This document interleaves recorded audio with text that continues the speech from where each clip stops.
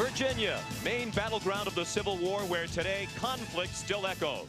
For 101 years, Virginia and Virginia Tech have crafted a football history all their own. And when these rivals battle, anything goes. Frank Beamer's Tech team wants to be included in the Bowl Alliance. Behind the powerful arm of Jim Druckenmiller and the running of Ken Oxendine, the Hokies have won 19 of their last 20. But today, age-old rival Virginia stands in the way. It's ACC Player of the Year Tiki Barber in his final regular season game as the Cavaliers and Hokies hook up once again. Virginia at Virginia Tech today on CBS.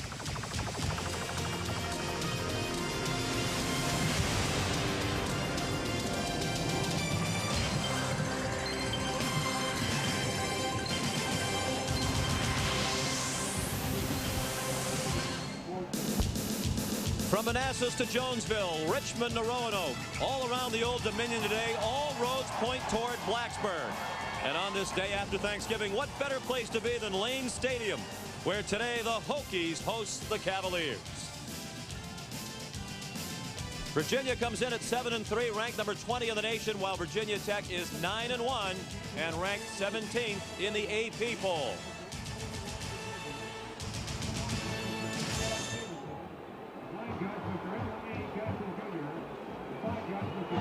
The Virginia Cavaliers ready to take the field, coming off an emotional win 13 days ago against North Carolina.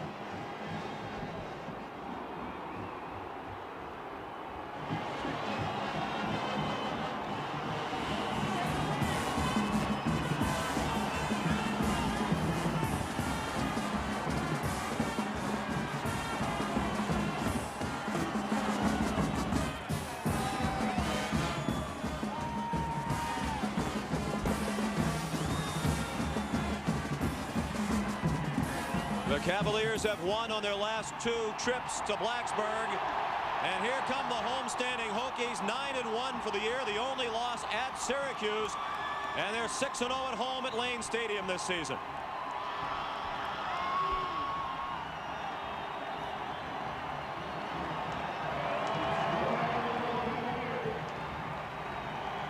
Today, the final home game for the Virginia Tech seniors. Hello, everyone, and welcome. I'm Sean McDonough. It's great to have you with us for the 78th meeting all-time between Virginia and Virginia Tech. It's always been a spirited rivalry, but over the last 4 years, it's been a game of great national significance, as for the 4th straight year, both the Hokies and Cavaliers are ranked at the time of their meeting.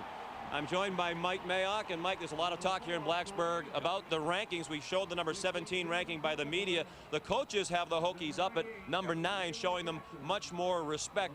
No matter how you look at the Hokies, you have to respect a great defense. Yeah, and it really starts with their great All-American defensive end, Cornell Brown. He's a Lombardi finalist, really the poster boy for this Tech defense. But he had arthroscopic surgery on October 7th, only returned 2 weeks ago against Miami.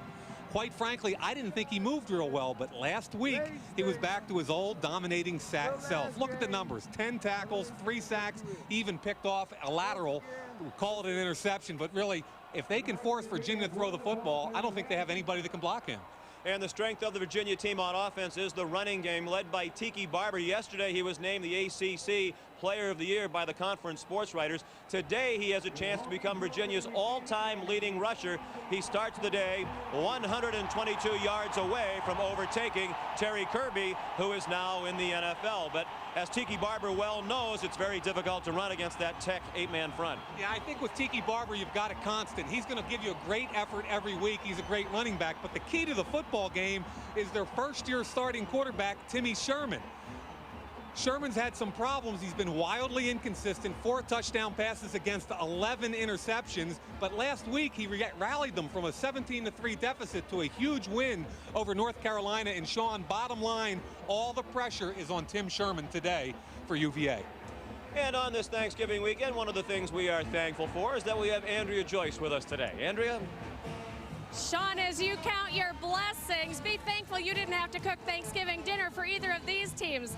A local hotel fed the Hokies. Tech linebacker Brandon Simonis said even though it wasn't quite like Grandma's, they did manage to go through about 80 pounds of roast beef, only 20 pounds of turkey, and about 30 pounds of mashed potatoes. Virginia, meantime, is just thankful that this game is finally here. It's been nearly 2 weeks since their big upset win over North Carolina. They are rested, but Coach George Welsh told us he does not like bye weeks so late in the season. Too much time to sit around waiting for the big game. Back to you guys. And this is indeed the big game in the Commonwealth of Virginia, being played on a chilly day in Blacksburg. 39 degrees. The breeze, as you can see by the flag, not much of a factor out of the southeast at 7 miles per hour.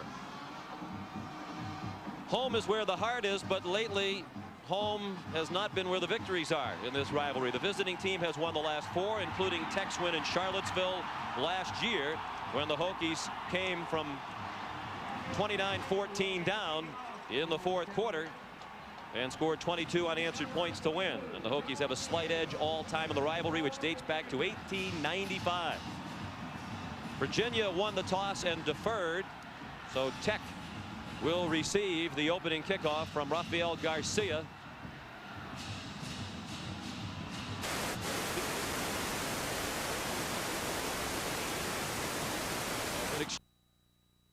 Become one of the great kickers in Virginia history, and Sean Scales is awaiting the kickoff. He's standing back at his 3-yard line.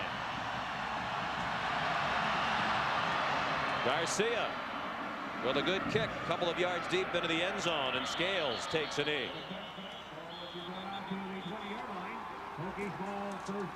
Virginia Tech led on offense by Jim Druckenmiller, the senior from Northampton, Pennsylvania, near Allentown. One of the biggest and strongest quarterbacks in the country, listed at 6'4", 224. He told us yesterday, I'm 6'5", and I'm somewhere between 230 and 235. And he was serious about it. And the fans are serious about this game.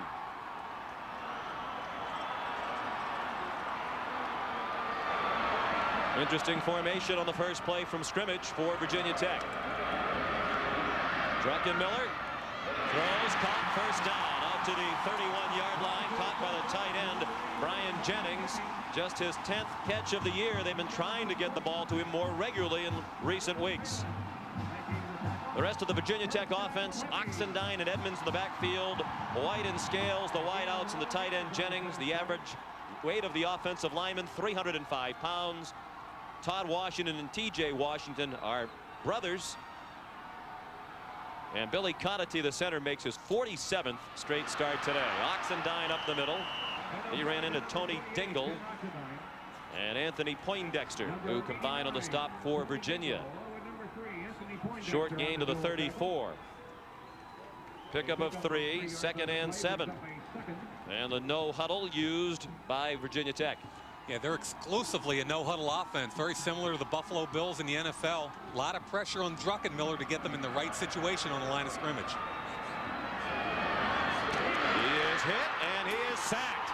Back at the 24-yard line, Dwayne Ashman leading the penetration. Jamie Sharper also in on the sack for Virginia. Well, to just a jailbreak here, no time at all for Druckenmiller to get rid of the football. Ashman comes loose right up the middle on a little twist. Druckenmiller's got nowhere to go. Helped by Tony Dingle. Forces the long 3rd down. 39 sacks this season for the Cavalier defense. That's a school record. 7 of them belong to Dwayne Ashman. Lost back to the 25-yard line. It is 3rd down and 16. Druckenmiller throws short. And Michael Stewie, the 3rd wide receiver, couldn't run far enough to get the first down. He was slammed out of bounds at the 35 by Sam McKeever. And the Hokies will punt. Good job by Virginia that time. 3rd and long. You give up the short pass underneath. That was their zone blitz concept. Good job. Make the tackle and force the punt. Jimmy Kibble is the punter. He's a redshirt freshman from Manassas, Virginia. And Tiki Barber waits for the punt. Excellent kick by Kibble. Barber started at the 17, flagged down for an illegal block. Barber out of bounds at the 26, but this one will come back.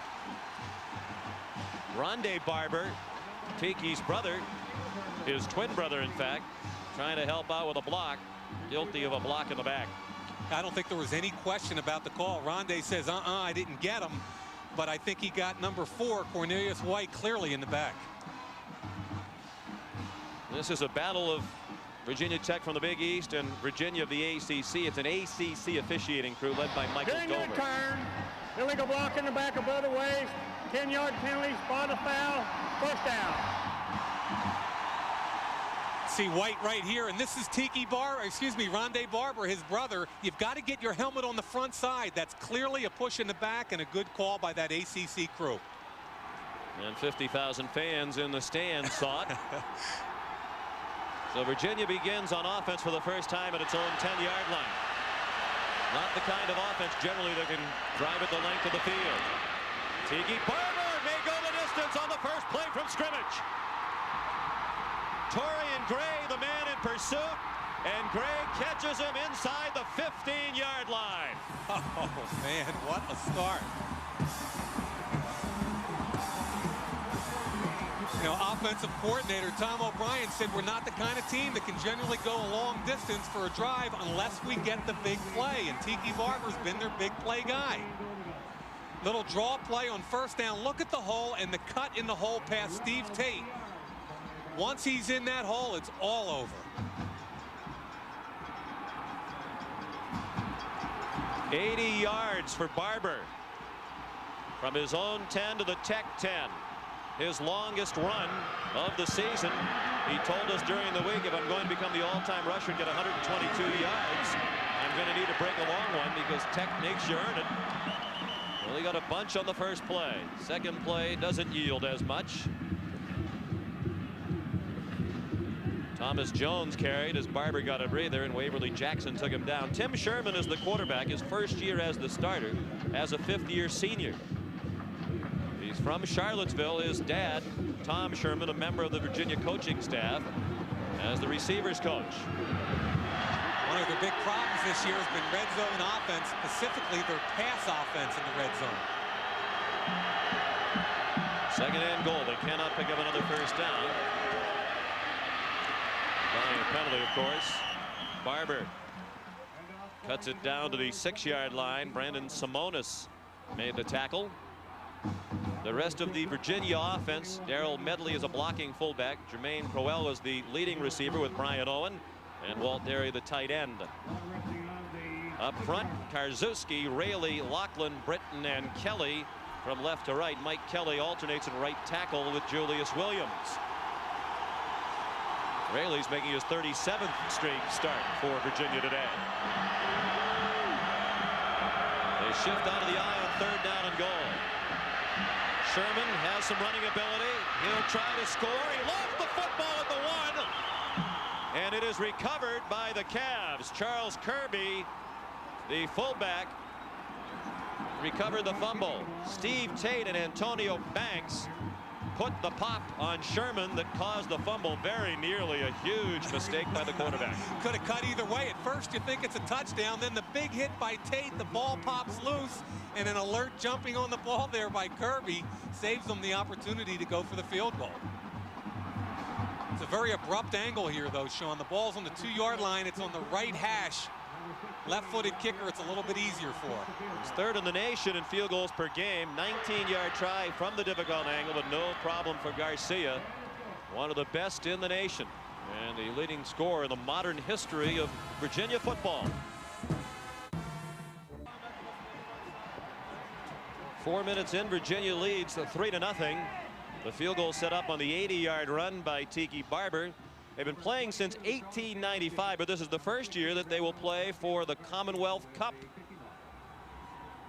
Two schools separated by about 160 miles. Blacksburg, 38 miles southwest of Roanoke. Commonwealth Cup 100-pound trophy as the scores of the previous 77 games in this rivalry. Score in this one is 3-0 after Garcia's 19-yard kick, and he kicks off. Sean Scales back deep. Another good kickoff. Scales will have a chance to run this one back. He started at the 1 and did not reach the 20. Excellent coverage on special teams, and it was Thomas Jones who made the tackle. Check that. It was Dwayne Stoops who made the tackle, number 5. For Virginia on defense, the front four of John Harris at 6'8", Tony Dingle, Todd White, and Dwayne Ashman.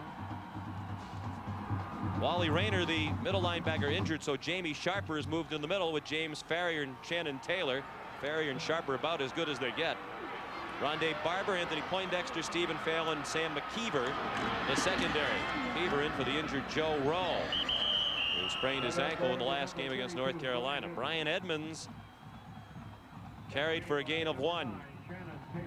He's the fullback, senior from Blackstone, Virginia. Doesn't lug it very much. Gain of a yard on the play, second down.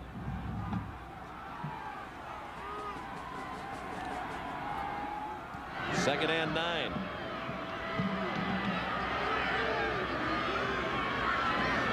Cavaliers coming on a blitz. Druckenmiller his time, and his receiver fell down, as did the defender. Scales managed to make the catch, and it's a good thing for Rondé Barber that Scales didn't stay on his feet, because Sean had plenty of running room along the near sideline. Sean, you called that exactly right. The ball was right on target for Scales, but if he can catch the ball and stay up, look, Barber's on the ground. He can go about 75 right there if he catches the ball and keeps his feet. Scales is a junior.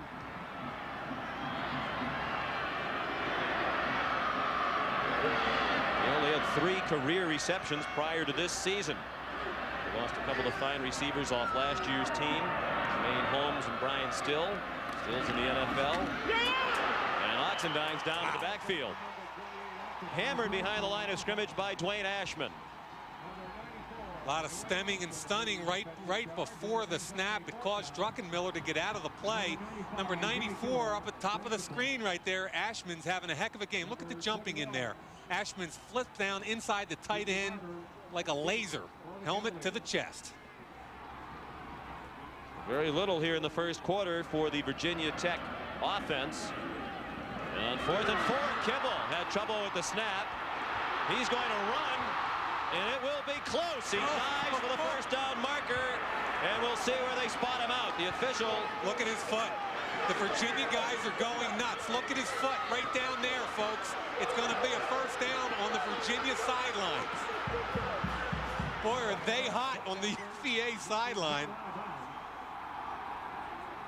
Anthony Poindexter pushed him out. Kibble had time to set himself and punt once he got the ball back in his hands. Let's see the mark here.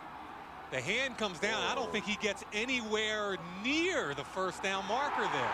Let's see if the knee hits also. Watch the knee. It's down right there. Wow. He's a half a yard short of the first down. That is a critical call in favor of Virginia Tech right there. Knee down, and the ball, as we saw behind him. Yeah, no question. It wasn't even as if he had extended the ball out to the marker. So Kibble gets a pat on the helmet, but A, he dropped the football on a perfect snap. B, he probably made a bad decision, and the only thing that made up for it was a bad call by the ref. Huge break for Virginia Tech. Cavaliers would have come away with the ball at the 27-yard line. Instead, it's the Tech offense back on the field. Jennings, the tight end, a good move. He spins ahead for a couple of yards, a gain of 2 out to the 30.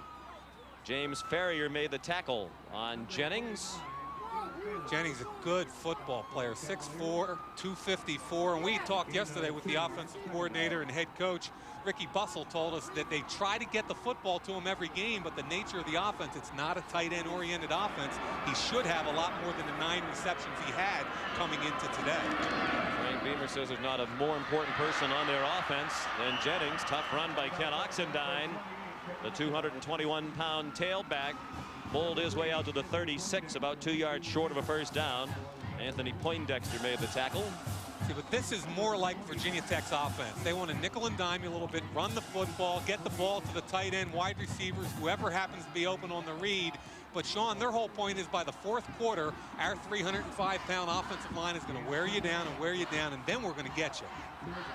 They believe that's what happened last year at Charlottesville when they scored 22 unanswered points in the 4th quarter.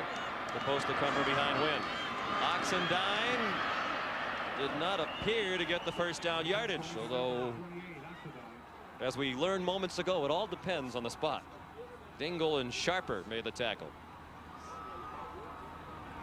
Number 89, Tony Dingle, leading the defensive You know, John Harris, the defensive end, did a great job there. He took a hard inside slant and just got the foot there, probably short of the first down.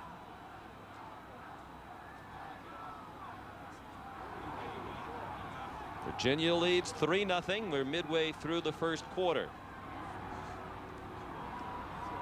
And they are short by about a foot.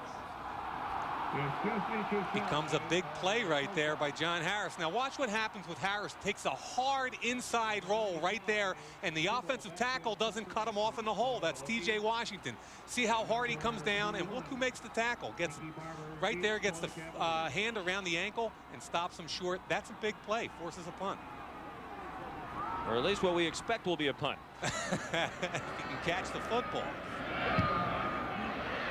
And a very high kick by Kibble. Fair catch made by Tiki Barber at the 17-yard line. 46-yard punt and no return. 3-0 Cavaliers.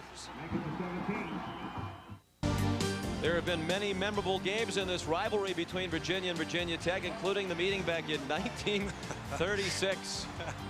Some member of our crew must have been the mascot back then. The Hokies defeated the Cavaliers 7-6 when Virginia Tech scored on a tip pass play in the third quarter. Not a great year for either team. Virginia finished that season 2-7, Tech 5-5, and Tech was shut out in all 5 of those losses. After that victorious Virginia Tech team was Dave Jones.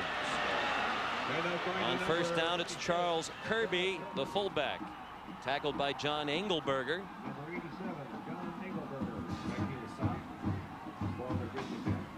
Ball might have come loose, but it was recovered by Virginia.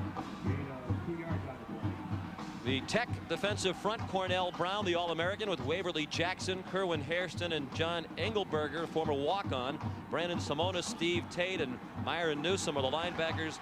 Veteran secondary, Lauren Johnson, Pearson Prelo, Torian Gray, and Antonio Banks.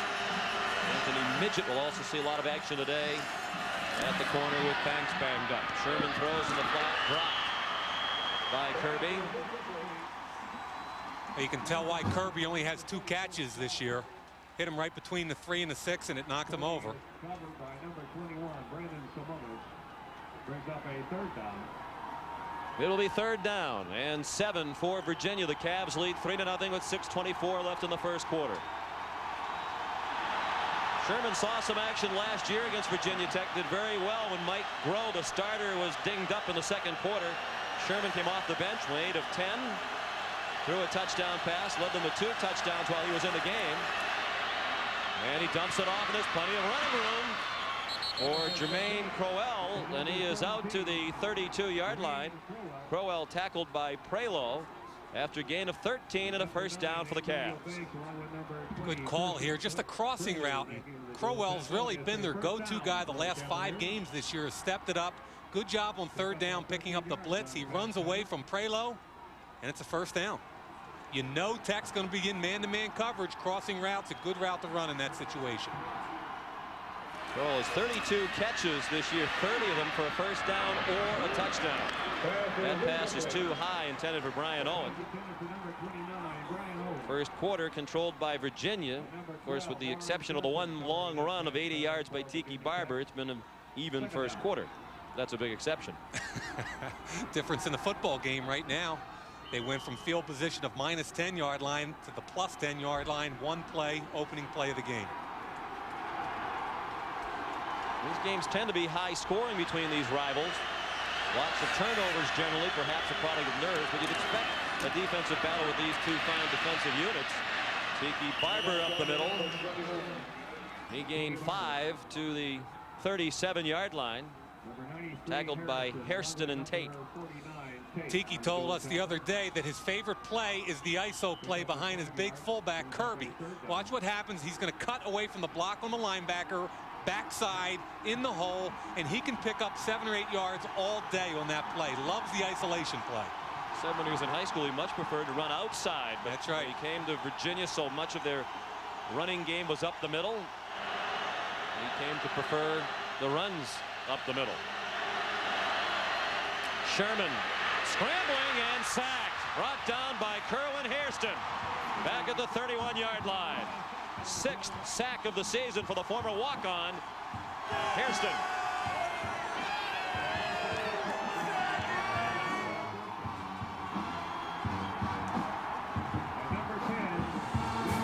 Will Bryce will punt. He was an All-American last year. Yep. And a candidate to be an All-American again this year at 45 yards per punt. Sean Scales standing at his own 25. George Welsh calls Bryce the best punter I've ever coached. That was a good one. Scales got it from the 23 back to the 35-yard line. 12-yard return of a 46-yard punt. Still 3-0 Virginia in the first quarter.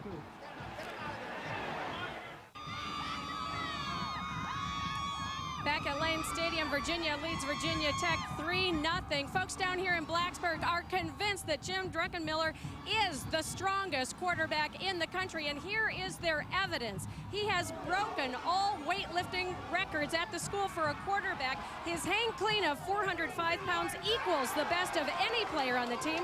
Jim told us that it has really helped him on the field. As he called it, that muscle mass is a great shock absorber, and Sean, he has already needed that today.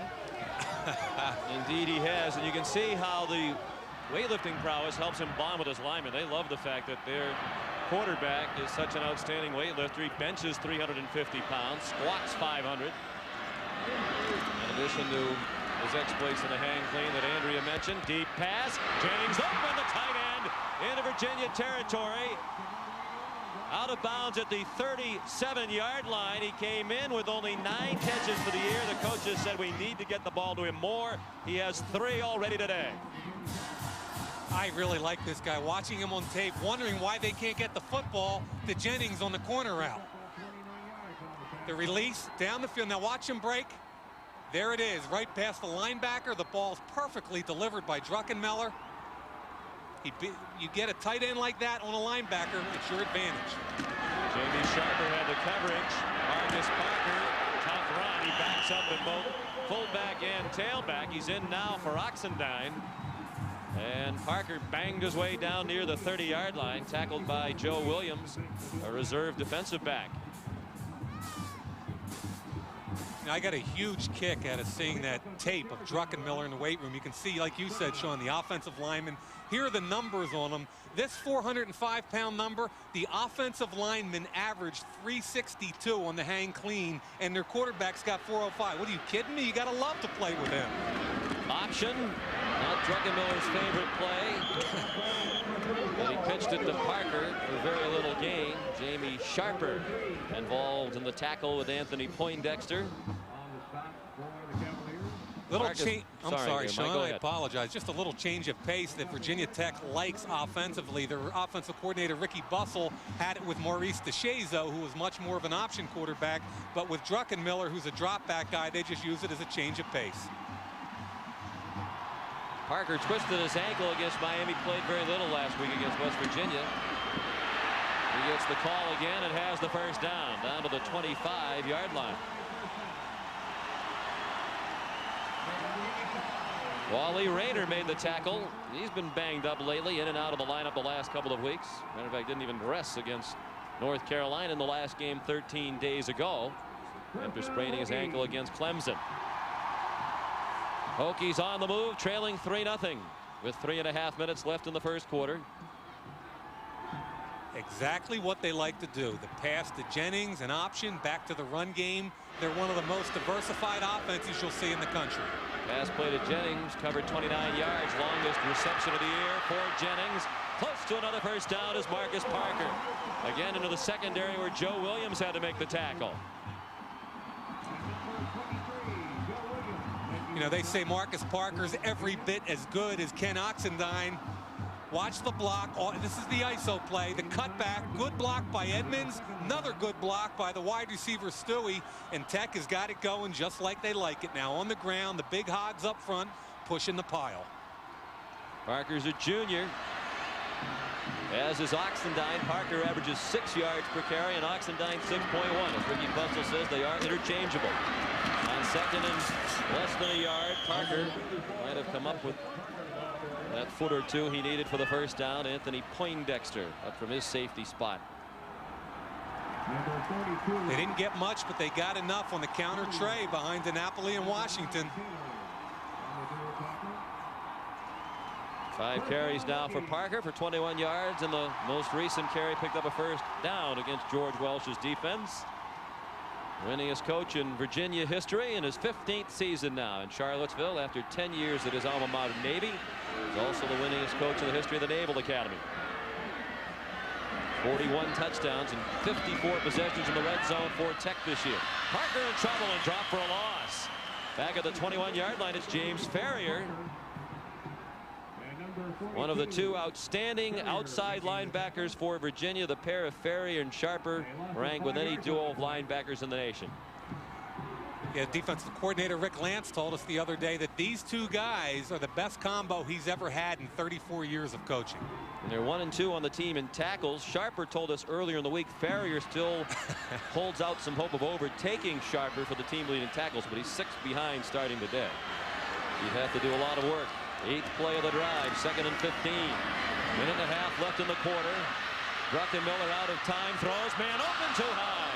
Had Stewie at the 3-yard line, and he was all alone, but the pass sailed over his head as Druckenmiller was under pressure.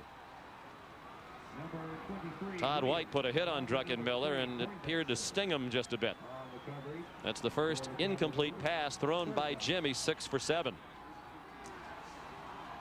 Kind of interesting that the whole zone blitz concept, which Virginia is a big believer in. That time number 89 Tony Dingle, their 290-pound defensive tackle, dropped off in coverage 10 yards down the field. 3 wideouts in the game. Tight end Jennings on the sideline. Heavy rush, and Druckenmiller goes down. Dwayne Ashman with his 2nd sack. The 23rd of his career. He's number 3 all time in Virginia history in sacks, behind Chris Slade and Mike Frederick.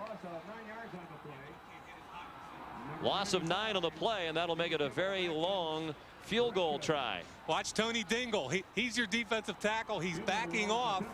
What happens with the zone blitz is the quarterback is looking to hit a hot receiver. And when you've got a 300-pound guy dropping back out, A, it confuses blocking assignments, and B, you can't hit your hot guy. It forces him to pull it down. Jimmy Kibble, the punter, tries this field goal. It's long enough, and it is no good. His first field goal attempt of the season as the regular kicker Shane Graham is bothered by a bad back. Player with his jersey off is Shane Graham, the true freshman who was ordinarily the place kicker. He had handled every field goal try this year for Tech, but during the week he had been bothered by a bad back. He came out for the warm-up and was obviously struggling. So Kibble, who's been the punter all year but who did kick in high school, tried a 47-yarder and missed, and it's still 3-0. Prior to the snap, false start, offense, 5-yard penalty, first down. Left side of the offensive line moving ahead of the snap. There's a guy I have a lot of respect for right there, George Welsh. When I played at Boston College, he was the Navy coach, and Sean, he got more out of a team with less talent than any coach I've ever played with or against. Turned the Navy program completely around. Came to Virginia. They had 2 winning seasons in the 29 years prior to his arrival. They're on their way to their 4th bowl game in a row.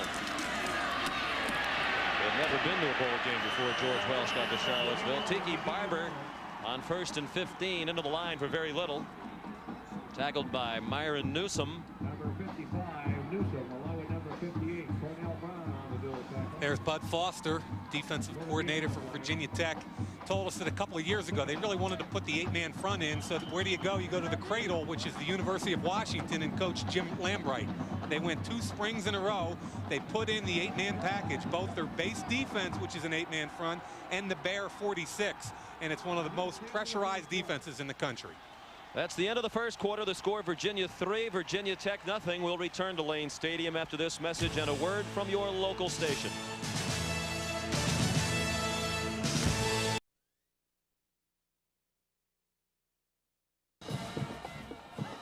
In the battle for the Commonwealth Cup, Virginia leads 3-0 at the end of 1 quarter. Tomorrow on CBS Sports, the Big East title is the prize when Miami takes on Syracuse, while some of you will see Georgia Tech at Georgia beginning at 3:30 Eastern tomorrow here on CBS. Syracuse wins, they win the conference title outright.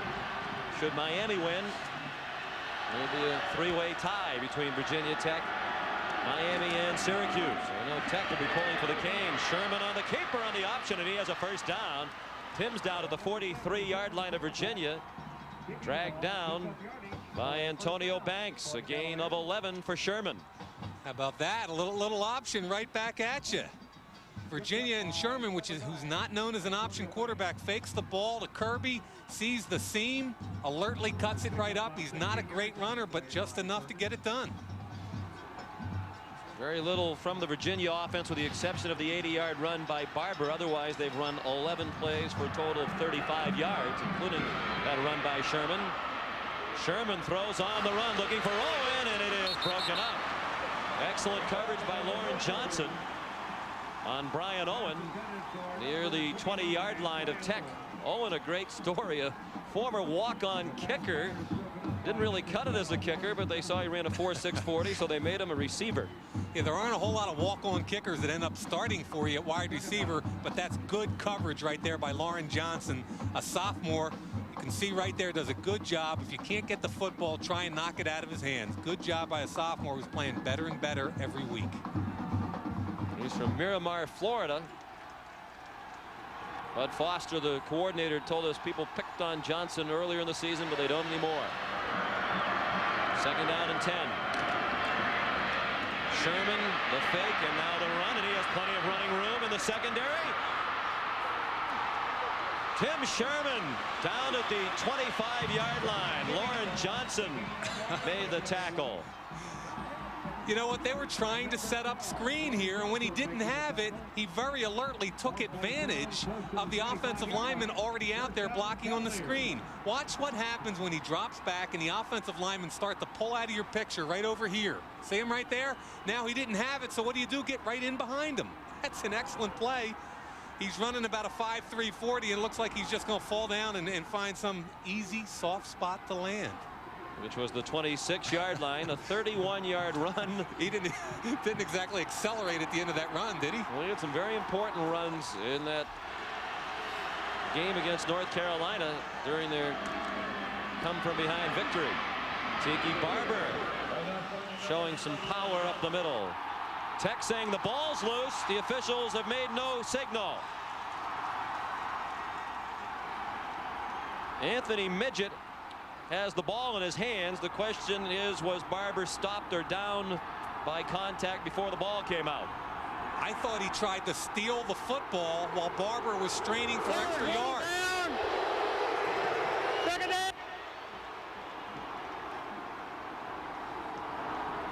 Frank Beamer less than pleased. I never saw the ball pop loose, but number 30, Midget, gets his hands in there. When Barber goes down, all of a sudden the football, watch 30. He pulls it right out, and there it is, right there, folks. Call it a gain of 7. Second and 3. Well, Tech caught a break from the officials earlier, and Kibble, the punter, had to run for the first down marker. Which might be even now. It's tough to tell. Barber with a first down inside the 15-yard line. Pushed out by Torian Gray and Anthony Midget. And Tiki Barber's over 100 yards already now. 6 carries, 103 yards rushing. Needs 19 more to pass Terry Kirby and become the all-time rusher at UVA. And he told us earlier in the week that at the start of the season, that was his primary individual goal, was to become Virginia's all-time rusher. He also said there's a guy behind him by the name of Thomas Jones who someday will probably break all of Tiki's records. Jones is a true freshman. 3-0 Virginia. The Cavs on the move. 7th play of the drive. They're at the 13 of Tech. Barber ran into a pile and then got knocked down from behind by Cornell Brown, the All-American defensive end. Let's check in with Pat O'Brien. All right, Sean, LSU has gone up 14-0 on Arkansas as Herb Tyler threw his 7th touchdown pass of the year, a 35-yarder. The freshman Larry Foster. Bill Clinton notes it's still early. Happy holidays, Sean. Thank you very much, Patrick. Frank Beamer in his 10th year as head coach at his alma mater. Another coach who hasn't gotten enough credit for the great job he's done. Second down and 10. Barber again up the middle. for very little. The 12-yard line, maybe the 11. Brandon Simonis at the bottom of the pile. By number 21, Brandon Simonis. Gain of a yard. Simonis, the leading tackler on this Tech defense for the season. Local player, grew up in Glenver, near Salem, Virginia. He said, make sure you make the distinction. Folks from Glenver don't like it to be called Salem. It's about 25 miles from here. 3rd down and 9. Remember the red zone inefficiency we talked to last time they were held to a field goal. Let's see what happens here. Sherman has it batted down by Cornell Brown. It was a very hard pass intended for Demetrius Dotson on a wide receiver screen, but if Brown had been able somehow to catch that, he was going to run a long way with people trying to catch him. Yeah, he was going to have a chance to showcase that speed of his. He's going to run with Barber, and look at the left hand come up. Oh, Cornell, you go about 70 or 80 with that one if you just catch the football. Number 16, Garcia will. Brown's the younger brother of Reuben Brown, now an offensive lineman for the Buffalo Bills. Garcia 1 for 1 today in field goals, made one from 19, this one from 29. And it is good. 6-0 Virginia will return to Lane Stadium after this word from your local station. 2 field goals by Rafael Garcia, and Virginia leads by a score of 6-0, trying to make it 5 straight years in this rivalry in which the visiting team has come away with the victory. I've always believed that an inability to score in the red zone always comes back to haunt you, and we've already seen it 2 times. Virginia with 2 great scoring opportunities and have only come up with field goals. 10 plays, 58 yards. The big play, the long run by the quarterback Tim Sherman of 31 yards. Again, they stalled deep in Tech territory and settled for the field goal. Garcia now will kick it away to Sean Scales. Scales came into today's game averaging nearly 30 yards per kickoff return.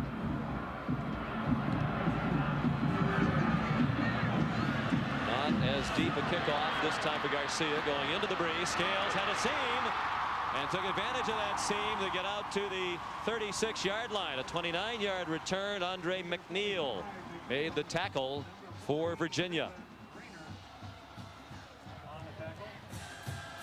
Not much on offense on the first 3 tries for Virginia Tech. 2 punts and then the missed field goal. They made it all the way down to the 16-yard line of Virginia on their last possession, but then backed up after a sack and missed the long field goal try of 47 yards by Kibble. Those things don't really bother Frank Beamer a whole lot. He'll be patient. He'll wait and see what he has. He and Ricky Bussell will find something to hang their hat on later. Druckenmiller faked the inside handoff, throws it out to the near side. A big hit put on Cornelius White by Joe Williams, the junior from Chesapeake, Virginia. Great reaction on the slip screen. Williams, who's usually their nickel back. Now look at him right here, isolated on White, reads it quickly. Now you got to beat the offensive lineman, which he does. Form tackle right there. Excellent play by Joe Williams. Outstanding defense. Perhaps 5 players who are seniors on this defense will be drafted this year. They're very well coached by Rick Lance. Druckenmiller says, I can run too. And he's deep into Virginia territory at the 32-yard line.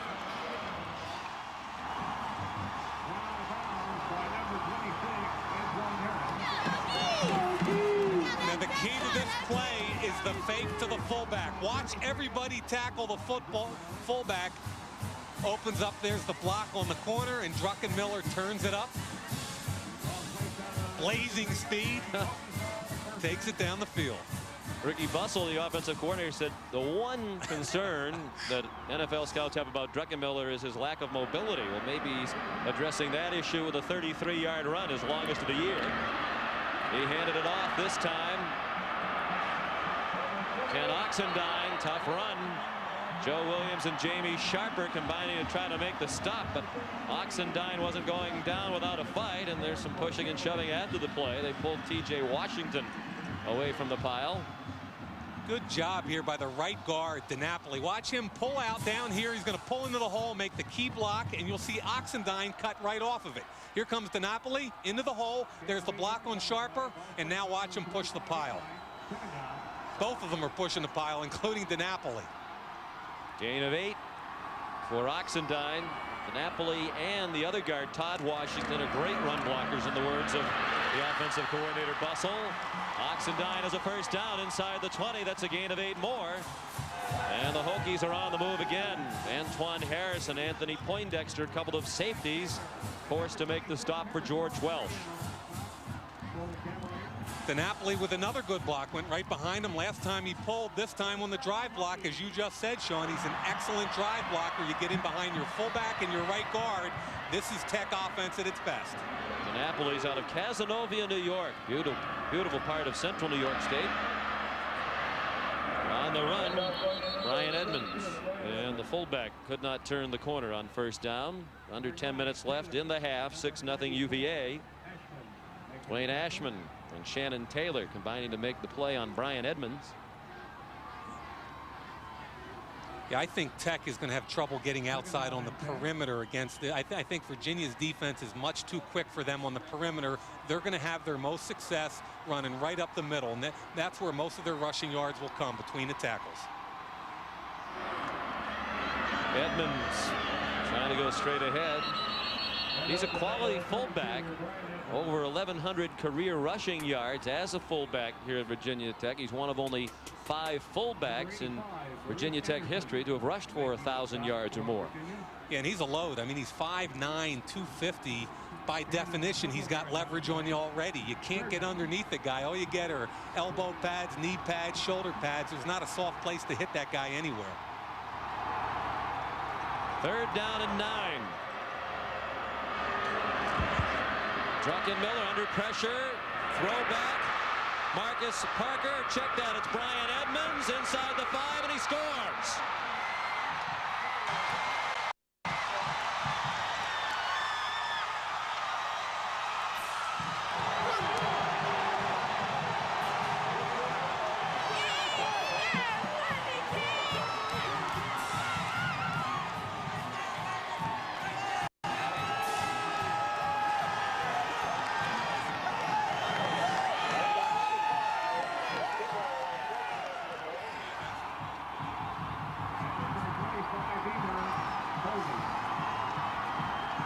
A 16-yard pass on the screen. Druckenmiller to Edmonds. Edmonds was under, or rather Druckenmiller was under some heavy pressure from the blitzing linebacker Sharper. Kibble adds the extra point, his first of the year, filling in for Graham. And Tech leads for the first time at 7-6. But what a great job by Druckenmiller. He's rolling to his right. They're trying to set up the screen back. Sharper with the pressure. Look, he throws it over number 85. If he didn't recognize that, it would have been big problems for Tech. Instead, it's a touchdown to Edmonds.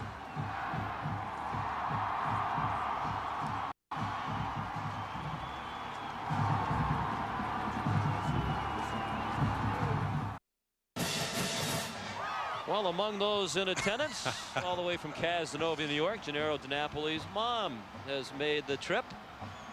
Anna DiNapoli, very proud of the blocking her son did on that drive. He was a key component of the 64-yard drive, the big play, the 33-yard run by the quarterback, Jim Druckenmiller. And the pass of 16 yards resulted in the go-ahead score with the extra point added.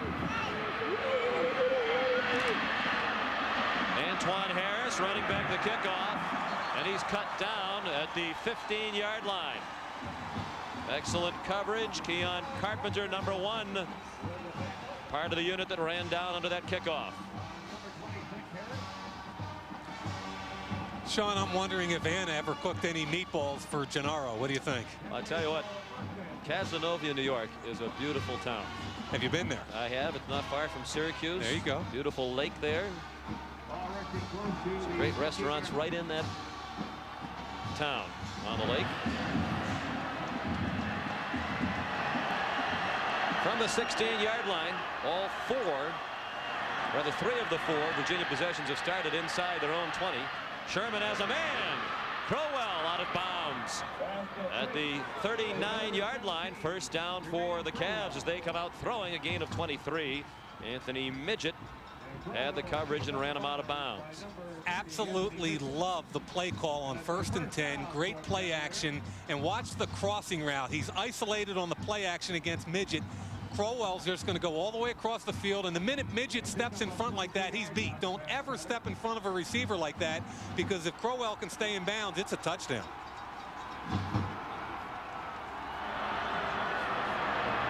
Anthony Southern at fullback now, trying to lead the way for Tiki Barber. He gets nothing. Perhaps even a loss. Host of Tech tacklers, including Cornell Brown and number 90 Danny Wheel, who alternates at the other defensive end spot with John Engelberger. But this is just it's becoming a very physical football game, just like we talked about the other day. Both teams want to run the football.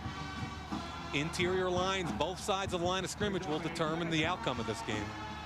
Virginia Tech leads 7-6. They've won 19 of their last 20 games, including the Sugar Bowl victory over Texas. Second down and 10. Blitz! The football. Tiki Barber got it back. He got hammered by Prelo coming on the safety blitz. Sherman coughed up the football, and he's had a problem with that this year. But fortunately for Tim, Tiki Barber was there to recover the fumble. Tech's got an 8-man front.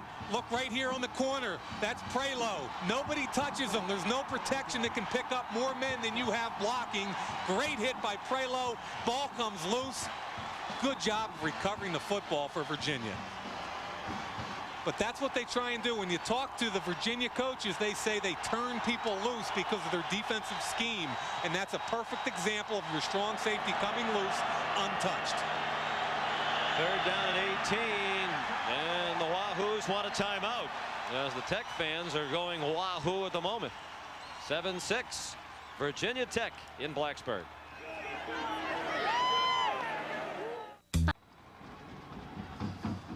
On the Virginia Tech sideline, you're looking at the ample right leg of Jay Haygood, the 313-pound left tackle. Unlikely he'll be back in on the next possession. Derek Smith backs up with both tackles. He'd likely come into the football game for the Hokies. Third down and 18 for Virginia after its timeout. 6:54 left in the first half. Tech leads 7-6. Sherman going very deep into double coverage. And Crowell couldn't come up with it. Midget and Gray had the coverage, but Crowell has great size at 6'4", and they try to lob it up there for him from time to time. Apparently he can also talk some smack back and forth with some of the Hokies. Yeah, a little jawbone going on. Let's see Cornell Brown, the All-American. The tackle, that's a tight end, number 87, Derry. Does a good job, and that's why people try and put the tight end on him, because better feet, they get a chance to push him out past the quarterback and let the quarterback, Sherman, step up into the pocket. So that was a good job by Walt Derry. Will Bryce to punt it away. Tech, an excellent team at blocking kicks. They've blocked 54 under Frank Beamer in his 10 years. Scales. Outstanding running, maneuvering through the traffic. He's down at the 46-yard line, a 24-yard return. Kirk Willett made the tackle for Virginia. You know, the pressure on the kicker forces the low punt. Will Bryce knows they're coming. He's going to get rid of the football. Look at the pressure, and that's what happens. Low punt. There's nobody within 10 yards of the receiver when he catches the football. Good cut to make the first guy miss. And now you're talking field position, 46-yard line. Marcus Parker in at tailback.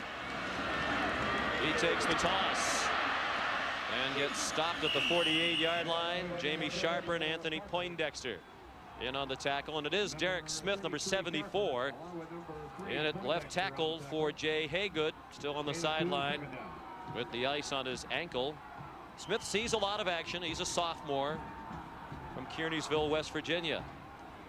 Matter of fact, he was a starter earlier in the year at a right tackle before T.J. Washington took the job away from him with fine performances. Second down and 8.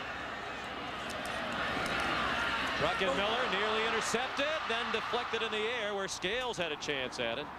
Stephen Phelan made the initial play, breaking up the pass. Then it was Rondé Barber who had a shot at it with Sean Scales. Rondé Barber, one of the most highly respected corners in the country, gets good. That was Phelan breaking on the football. You called that correctly, and it was Barber coming in late. Scales doing a good job making sure Barber doesn't get the football. 3rd down and 8. Virginia Tech 2 out of 6 on 3rd down today. Hokies lead 7-6. Under 6 minutes left in the first half. The pass too far ahead of Michael Stewie as he went crossing over the middle. And the Hokies will punt again.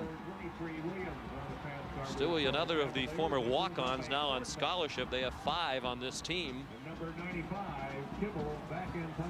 Kibble punting for the 3rd time. Tiki Barber returned 1 punt 3 yards, made a fair catch of the other. Wobbly punt and short. Sideways bounce, and it's down at the 18-yard line. 34-yard punt. Next Saturday, beginning at noon Eastern, the Commander-in-Chief Trophy is on the line when Army meets Navy in one of the most storied and tradition-rich rivalries in college football. Then it's the season premiere of NCAA basketball on CBS Sports. In one matchup, the 2nd-ranked Kansas Jayhawks take to the road to take on number 13 UCLA and their new coach Steve Lavin. There's also coverage of Clemson and Virginia next Saturday, 3:30 Eastern. First down, Cavaliers. Sherman on the option keep out to the 20-yard line. How good a game is that Army-Navy game going to be this year, huh? I mean, aside from all the normal pageantry and how much fun that game is anyway, now you've got 2 really good football teams fighting for one at-large berth with the Independence Bowl. I mean, this has got all the trappings of a wonderful football game. It always has the tradition, pageantry, and emotion. This year it has more meaning as a football game, right, with the great seasons both academies are having. 2nd down and 8 after the 2-yard gain by Sherman. Tiki Barber, the lone back. 3 wide receivers into the game. 4-man rush.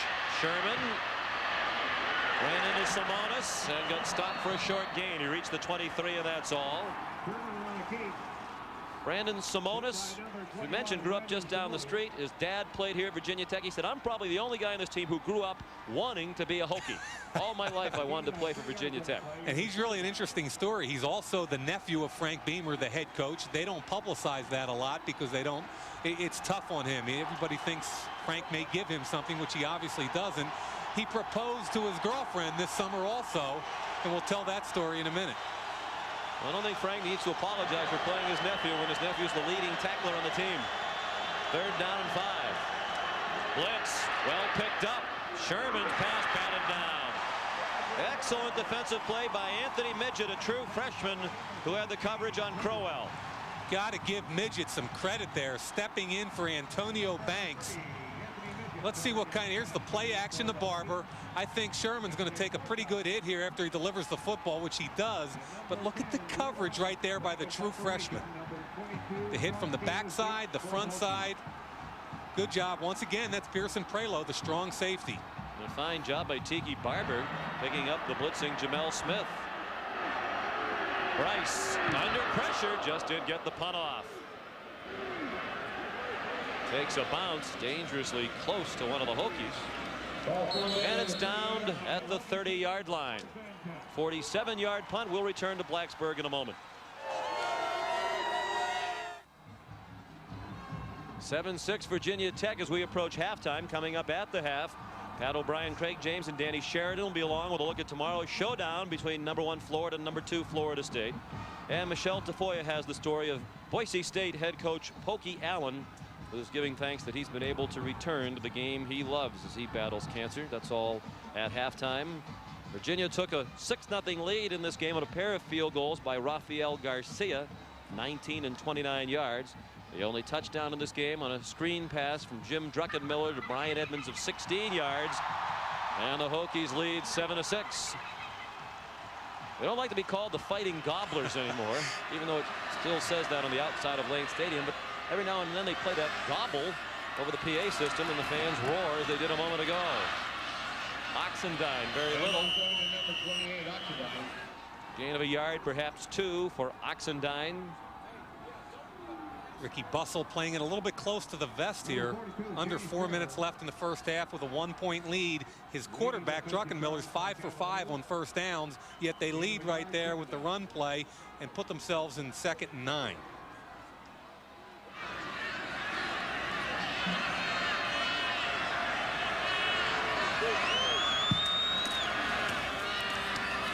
They set up the screen for Cornelius White.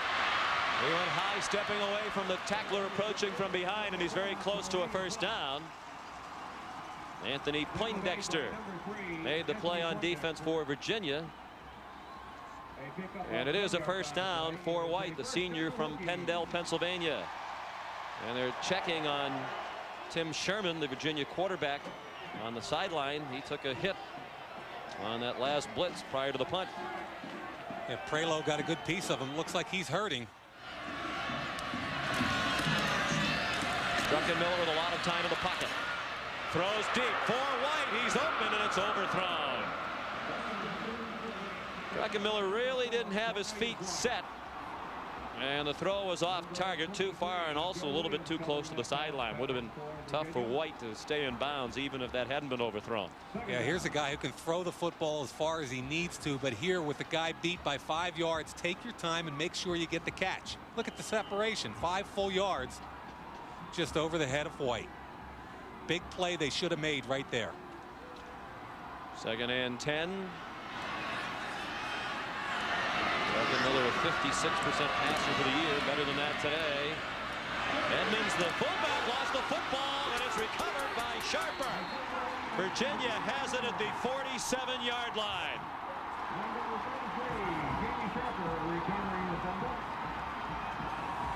Great hustle play by Jamie Sharper. He actually blitzed, didn't make the tackle, and hustled to it and outfought for the football. Watch what happens here. You're looking for number 33. There he is at the top of the screen, doesn't make the tackle. Now he's going to fall back from the backside, sees the football, and out hustles. Looks like Oxendine, the tailback, for the football. Shannon Taylor stripped the football, and Sharper recovered it.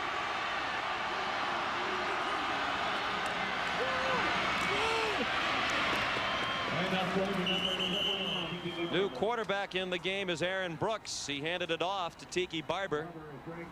Brooks also saw action the last game against North Carolina when Sherman was struggling and George Welsh was trying to kickstart the offense.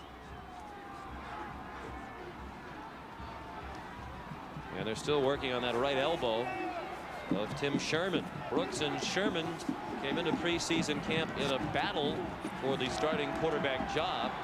Replaced Mike Groh, completed his outstanding career at UVA last year. Sherman won the battle. Brooks wasn't all that happy about it. Brooks has seen plenty of action. His toss goes to Barber. He gets very little. We check in with Andrea Joyce. Well, Sean, Dr. Frank McHugh just told me that Tim Sherman's right elbow is bothering him. Obviously, he's got some ice on it. He's also got his bell rung just a little bit. He's not thinking real clearly. They're going to keep him out for the rest of the first half, check him out at halftime, but they do expect he'll clear up during halftime and be back in the second half. Back to you guys. Minute 50 till halftime. Brooks is a sophomore from Newport News, Virginia. This is 3rd down and 6, and a timeout called by Tiki Barber with the play clock running out. 1 timeout left for UVA. The Hoos trail by 1. Hey, wait for me. Smells good. Pass it down. It's an indisputable fact that kids love the taste of Campbell's chicken noodle soup. Good. Yeah. Not hug it all. And ever since we added more chicken, there's been even more to love. Hurry up, I'm hungry. Which means there's still more to go around. Hey, I never knew there was chicken in this soup. Campbell's makes everything Better. Listen, Candace, we know what you're going through. Ever since Sprint launched that Diamond Minute rate, people just won't leave you alone. And now we hear Sprint's really turning up the heat. Now you can get 10 cents a minute 24 hours a day to the number you call the most. So if you're watching, Candace, my advice to you is to go long and never come back. I would ask to be traded to another city. I got it. Assume a whole new identity. Hey, now there's an idea. Call now and get a limited edition NFL phone card when you sign up for 10 cents a minute.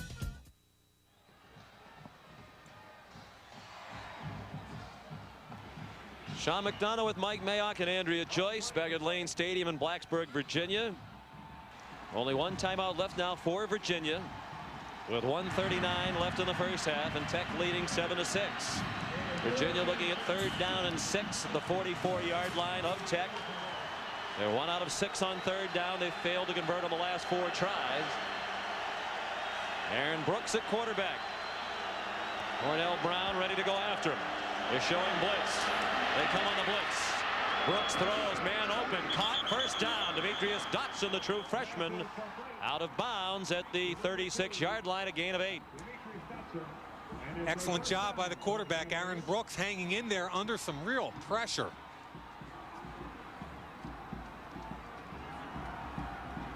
The hurry-up offense here down 1:30 and counting with a first down. They didn't rule Dotson out of bounds apparently on the far sideline. 1st and 10. 3 wide receivers remain in the game. Brooks, good cut. And then he stumbles down at the 31-yard line. That's a gain of 5. Clock running down to 1:10 remaining in the half. Ball is marked around the 31. That puts it at about a 48-yard field goal and counting at this point. And into a little bit of the breeze.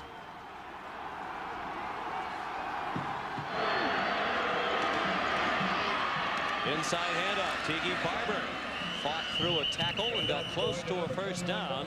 This might require a measurement at the 26. John Engelberger took down Tiki Barber. Keep in mind, UVA only has 1 timeout remaining in the half because they blew 2 of them earlier on the clock running down. So they've got to be careful how they spend the last 40 seconds of this half so they can ensure getting the field goal unit out there with time. George Welsh looking on anxiously as they measure. George was a great player at Navy. His team just short. Of course, they're pushing Tiki Barber for the Heisman Trophy here. He's an unlikely winner of that award, although he's had a great year. George Welsh finished 3rd in 1955 in the Heisman Trophy balloting while he was at Navy. Went to coach at Penn State for 10 years as an assistant, then went back to Navy as head coach, and very quietly has been about as consistent a winner as anybody in the college coaching game. Yeah, for years, he was rumored to be the next Penn State coach after Joe Paterno, but nobody thought Joe could hang in as long as he has. 3rd down and about a foot. Brooks keeps.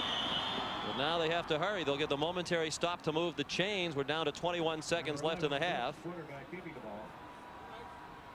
Of course, for many years, Tom O'Brien, the man just to George Welsh's right, has been rumored to be George's successor. But at age 63, Coach Welsh, who was talking about retiring a couple of years ago, now says he wants to stick around for 3 or 4 more years. 7th play of the drive. Brooks, it is nearly intercepted. Dangerous throw. And Lauren Johnson broke it up. It was intended for Demetrius Dotson. 10 seconds left. There's a flag down at the line of scrimmage, far side of the field, and also one on the near side. It's on Tech. I can tell you, I am impressed with Lauren Johnson, the corner. Doesn't get anywhere near as much publicity as Torian Gray or Antonio Banks. Offside. Defense, 5-yard penalty, first down. They have challenged Johnson 3 or 4 times this first half, and he's come up big every single time. Good football player. First penalty against Virginia Tech. Game with 10 seconds left in the half. 1st and 5 at the 19. 10 seconds left in the half. Brooks throws incomplete. Looking for Brian Owen. Now George Welsh has to make a decision. He doesn't want to risk losing the 3-point possibility. So Garcia comes out. Todd White, the defensive tackle for Virginia, calls Rafael Garcia, the Spaniard, Pesos and La Balsa. What? Which means money in the bank, I'm told. Somewhere my high school Spanish teacher is cringing. Pesos en la bolsa, which Todd says means money in the bank. So we'll see if he is money in the bank here. 37-yard try, and it is good. Still 2 seconds left in the half. Garcia's 3 for 3 today. Money in the bank indeed. 9-7 Virginia.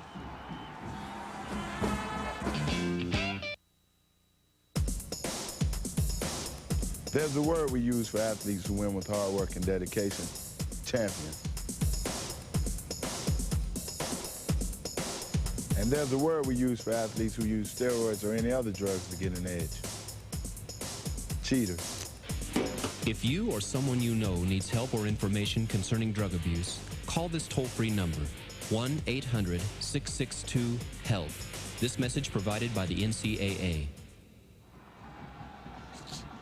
Aaron Brooks off the bench after the elbow injury to Tim Sherman, and he led the scoring drive that resulted in the 3rd field goal of the day for Virginia, set up by the fumble recovery. They went 29 yards to set up the 36-yard field goal. They required a new holder. Sherman usually holds for Garcia. Will Thompson, the 3rd-string quarterback, took Sherman's place holding the ball. Remains to be seen who the quarterback will be when the second half begins. Garcia will kick off. We'll see if he squibs it. He does. Line drive. Taken on a hop by Scales at the 3-yard line. He's down at the 25, and that's the end of the first half. As you might expect with 2 of the top defenses in the country, the defense is controlled the first half. 3 field goals for Virginia. The only touchdown of the game belongs to Virginia Tech. It's really the team speed of Virginia defensively versus the power of Virginia Tech. And let's check in with Andrea Joyce. Coach, the way Brooks just moved the ball, if Sherman's okay, are you going to keep Brooks in the second half? No, if Sherman's all right, he's got to go back in. He's helped us win a couple games lately, so I don't know. He was knocked silly in his elbow. He's got an elbow problem. I don't know how bad it is. Offensively, what other adjustments do you need to make get the ball into the end zone? Well, we need to run the ball better. We're not doing that since early in the first quarter. And then we have to throw the ball up the field, though. That has not been very good to us. Okay, Coach, good luck in the second half. Back to you guys. Thank you very much, Andrea. At the end of the first half, the score: Virginia 9, Virginia Tech 7. Pat O'Brien, Craig James, and Danny Sheridan will be along with College Football Today right after this message and a word from your local station. Jim Druckenmiller and the Hokies getting ready for the second half. They trail Virginia by 2, and we'll have the second half kickoff from Blacksburg in a moment. A local artist with the work in progress of our CBS crew on this Thanksgiving weekend. Sean McDonough with Mike Mayock back at Lane Stadium in Blacksburg, Virginia. Only 9-7 in favor of Virginia at the half. And Virginia Tech will kick off to begin the second half. Jimmy Kibble will kick it away to Thomas Jones, left of your screen, and Antoine Harris. They're standing near the 10-yard line.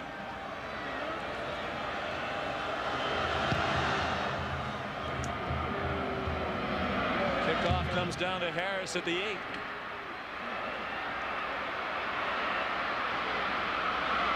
And a fine effort. It was Kibble who had to chase him out of bounds at the 28-yard line.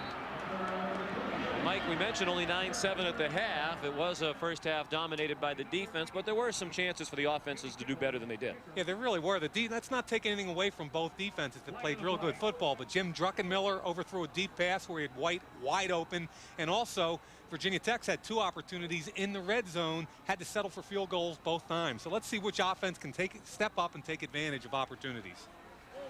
Penalty against Virginia on the run back.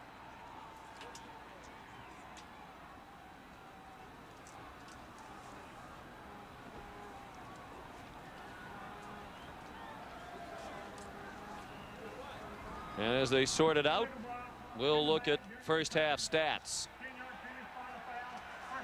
Really, the thing that steps out at you is the 165 yards rushing for Virginia, but don't forget 80 of them came from the first play of Virginia's scrimmage when Tiki Barber goes 80 yards. Since that point, Barber's only had 11 carries for 32 yards.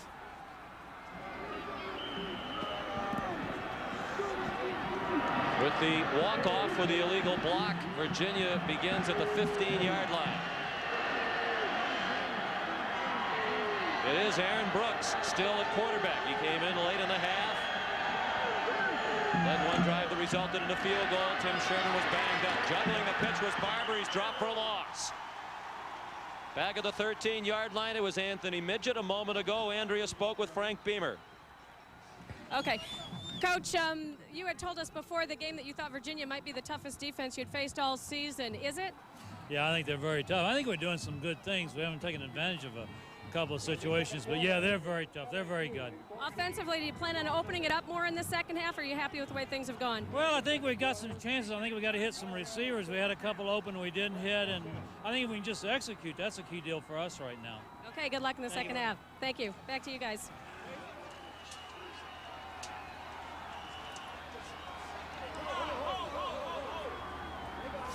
Ball spotted at the 18-yard line. It was the signal for a penalty, but now there is some confusion as to just what the call was. I believe it was an offside call against Virginia Tech. And it should be 1st and 5.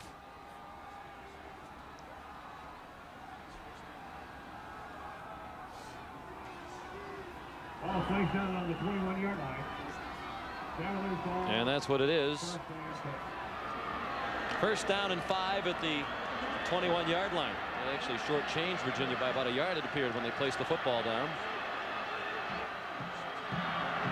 Tiki Barber went out in motion, and Charles Kirby, the fullback, got the call, and Tech was not fooled. Steve Tate at the bottom of the pile. Well, if you like smash mouth rivalries, we've got one today. Steve Tate, 240-pound junior, stepping in for Tony Morrison. Got hurt versus Miami, and this guy's a good football player, tackle to tackle. Doesn't have the great speed to get outside, but really tough between the tackles. 2nd down and 4.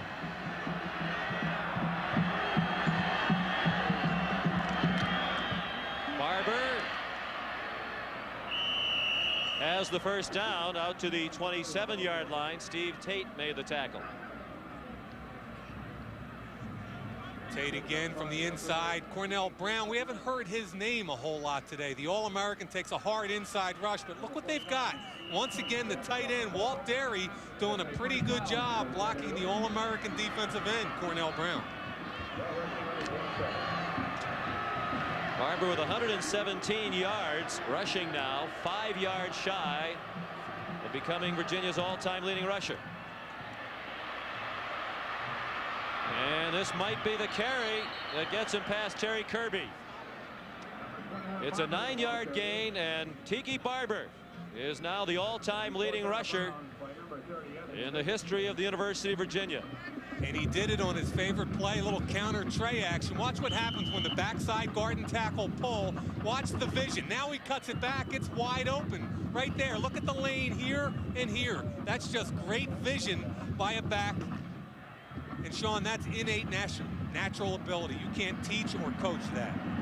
Anthony Midget able to pull him down from behind. 9 yards on the gain, 126 yards rushing now on 14 carries. Brooks on 2nd and short appeared to pick up the 1st down just beyond the 37-yard line. John Engelberger made the tackle, and Tiki Barber's primary personal goal at the start of the season has been accomplished. He's now the all-time leading rusher at UVA. Pretty good names there too. Terry Kirby, obviously in the NFL, doing very well right now. I can't speak for John Pappitt because I wasn't around back then, but Tommy Vigorito was really a good football player for UVA, and then later with the Miami Dolphins in the NFL. Vigorito played at UVA during some days when they weren't fielding very good teams. That's right. 1st and 10. 2 tight ends in the game now. Barber lost the football. There's a big pile at the 42-yard line, and the Hokies have it.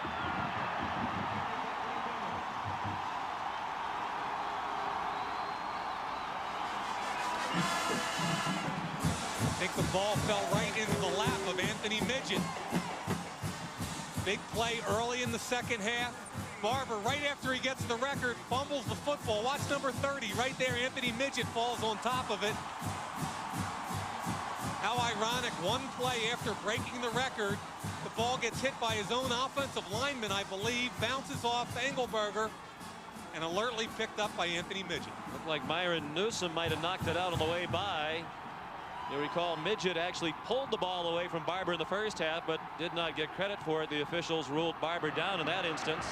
Now from the 42, Oxendine into the middle of the line and down to the 39-yard line.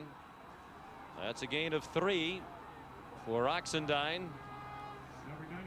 Averages 6.1 per carry for his career, and that's the all-time record at Virginia Tech. Still would like to see them use Jim Druckenmiller on first down. At one point in the first half, 5 for 5 for 35 yards. I think UVA is really gearing up for the run on first down, and you got to go play action. Virginia leads 9-7, opening minutes of the third quarter. This is 2nd down and 6. Oxendine bounced it outside, then tried to cut it back up inside. It stopped after a gain of 2 by Jamie Sharper and Sam McKeever. Oxendine jumped in behind his big left guard and tackle, Washington and Smith. Oxendine's done very well lately over the last 6 games. Coming into this one, better than 700 yards rushing, compared to the first 21 games of his career when he had a total of 912 yards. 3 wide receivers into the game. And 3rd down and 4. Druckenmiller on target. First down. Cornelius White out of bounds at the 27-yard line, chased out by Shannon Taylor.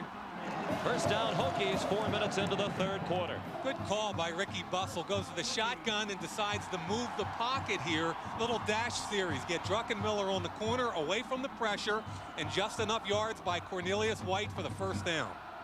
Good pitch and catch right there.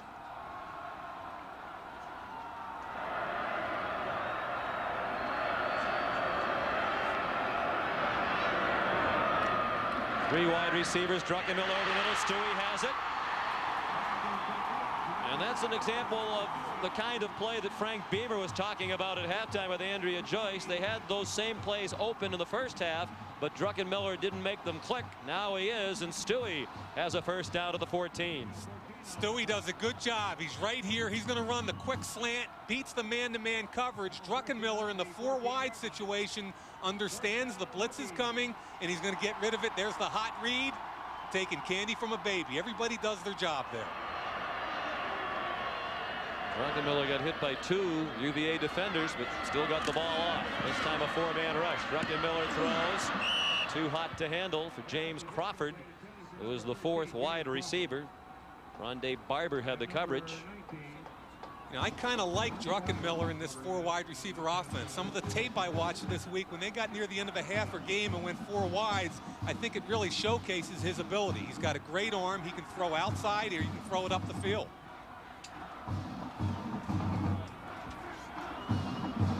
Second and 10 with 10:36 remaining in the third quarter. Virginia 9, Virginia Tech 7.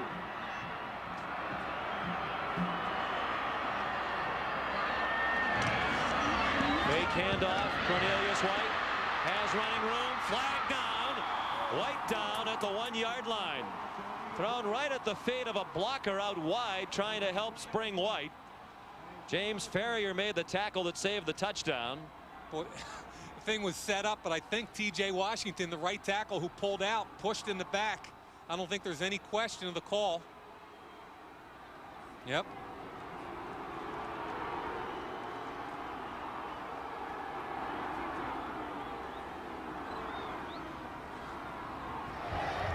Holding against the offense.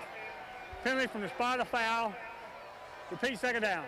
Penalties in the red zone will kill you. Once again, you've got to take advantage of opportunities. There's Washington right there pulling out in front of the play. He's going to push Poindexter right in the back there. Now, that's not an overt play, but the ref was standing right there, saw the whole thing, and threw the flag. So instead of 1st and goal with the 1, it's 2nd down and 17. Druckenmiller pump fake to the end zone. Touchdown, Stewie.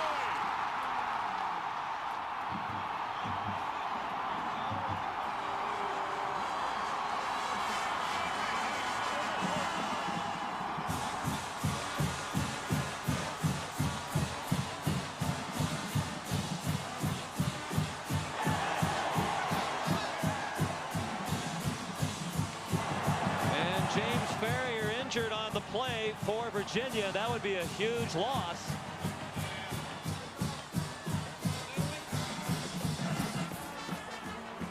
There's Ferrier, one of the outstanding linebackers in the nation. Flat on his back in the end zone and now being helped to his feet.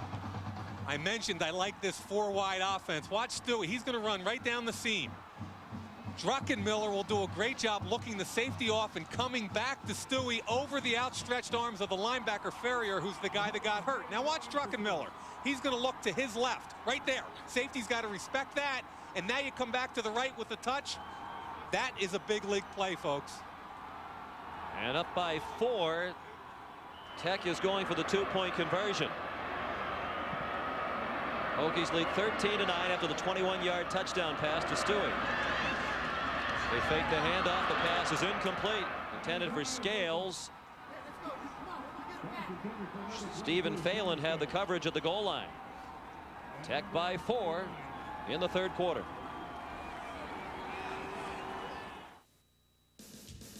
CBS Sports coverage of college football is sponsored by Pontiac and your local Pontiac dealer. We are driving excitement. Nicorette gum. You can do it. Nicorette can help. And by Pizza Hut. And you're looking at the War Memorial here at Virginia Tech.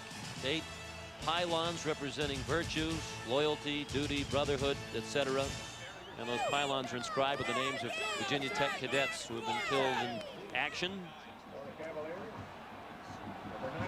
Interesting decision by Frank Beamer a moment ago to go for 2 with his team ahead by 4. Yeah, I kind of disagree with it because if the Hokies come back and kick a field goal, that puts them up 16-9, and a touchdown can either tie or win depending if you go for 2. Kibble with the kickoff. Antoine Harris a yard deep in the end zone. Decided to run it out. A bad decision. He got taken down at the 16-yard line. Now, in that last touchdown, a key defender for Virginia gets hurt. Ferrier, watch him right here. He's trying to play the football, and when he elevates, he's going to go right into his buddy, the other linebacker, Sharper, and it's that right leg, and then he goes down on the left shoulder. A guy they can't afford to lose, and a guy who's already accepted to play in the Senior Bowl this year. And it was Chiron Stith who made the tackle on special teams a moment ago. Still Aaron Brooks at quarterback.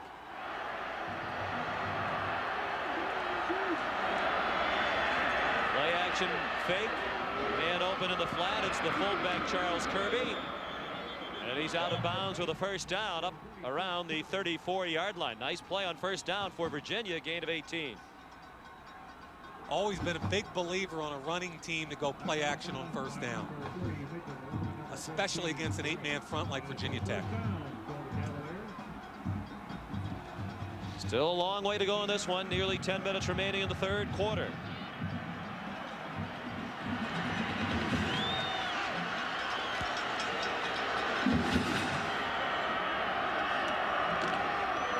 Tiki Barber tripped up. He had some running room, but got tripped up just as he crossed the line of scrimmage by Myron Newsom.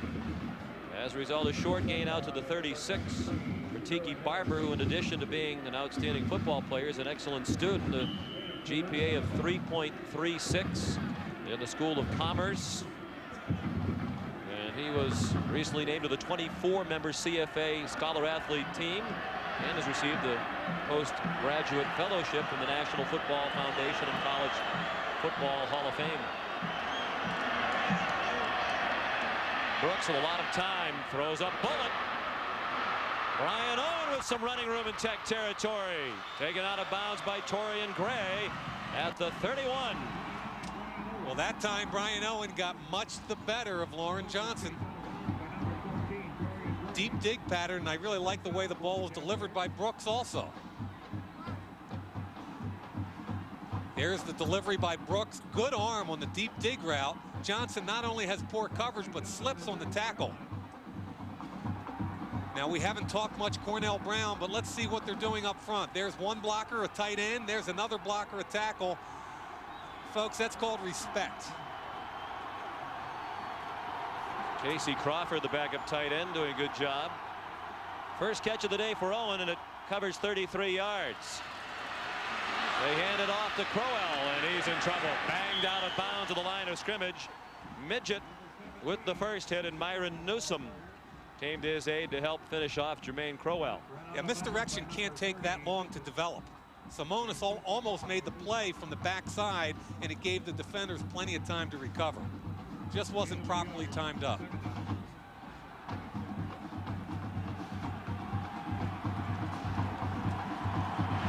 Back to the I formation with Kirby lined up in front of Barber on 2nd down and 9. The delay to Barber. Same play on which he was tripped up a moment ago. This time he stayed on his feet crossing the line, and he got very close to another first down. At the 22, Torian Gray, the free safety, made the tackle.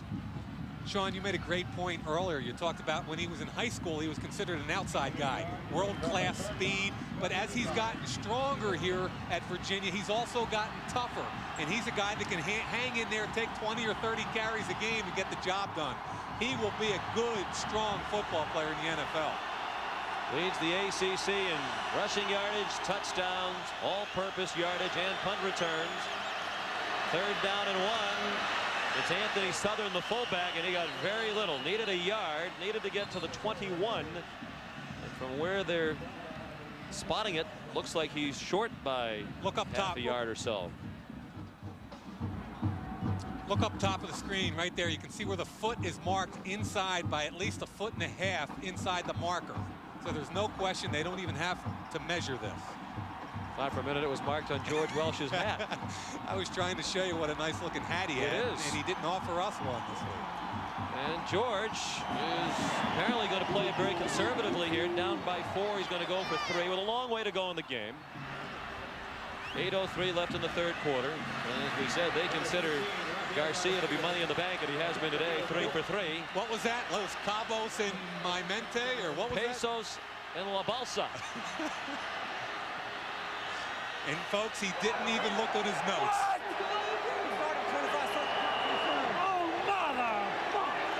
I think Frank Beamer wanted the 25-second clock to be running, and it wasn't all this time. Correct. Backup holder Thompson gets it down, and Garcia missed that one. Well, they just made a slight withdrawal from the bank. Still a 4-point game, 7:50 remaining in the 3rd quarter. Hokies by 4. Looks like a good hold by the backup holder Thompson. Watch the hook, the left-footed hook. You extend the upright straight up, and folks, I don't know, from that angle, it almost looks like it sneaks inside. Well, there was no argument from the Cavaliers. First miss by Garcia today. He's 3 for 4. Hokies with the ball, leading by 4. Midway through the 3rd quarter. Virginia Tech begins at its own 22.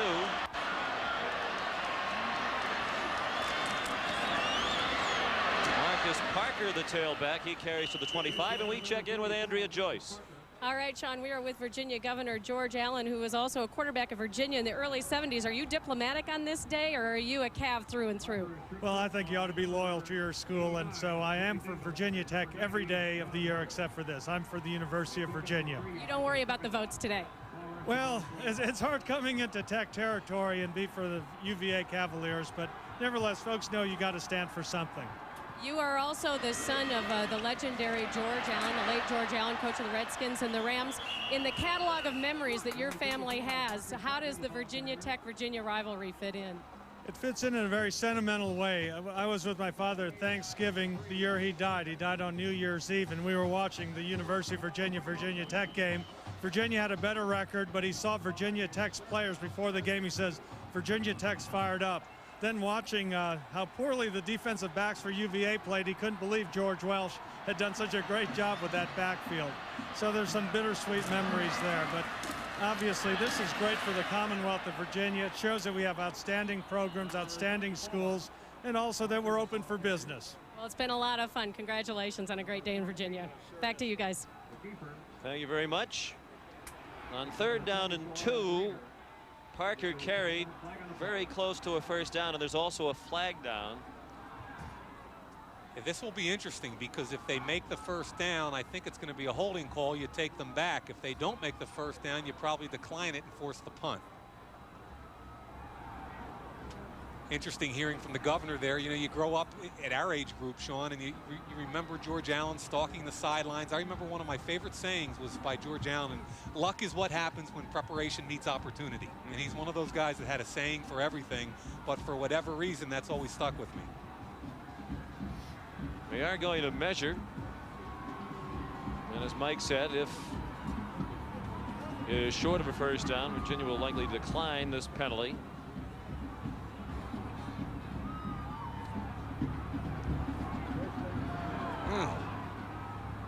Look at this. I think they said he was short. It was tough to tell from that angle. I don't think you can decline this one, though. 10-yard penalty, spot a foul, repeat 3rd down. Well, it must have been a first down then, because they wouldn't have bothered to have him measure it. Otherwise, there's Rick Lance, longtime defensive coordinator. He's been here since 1991, been in the coaching business 34 years. His name and that of offensive coordinator Tom O'Brien have come up for the head coaching job at SMU, where former Virginia athletic director Jim Copeland is now the AD. And you can't go wrong with either one of those guys. Solid football people, know how to recruit and understand the academic side of it. Blitz on 3rd and 13. Well picked up. Druckenmiller going deep. White is out there and open and has it. McKeever fighting to take him down to the 10-yard line.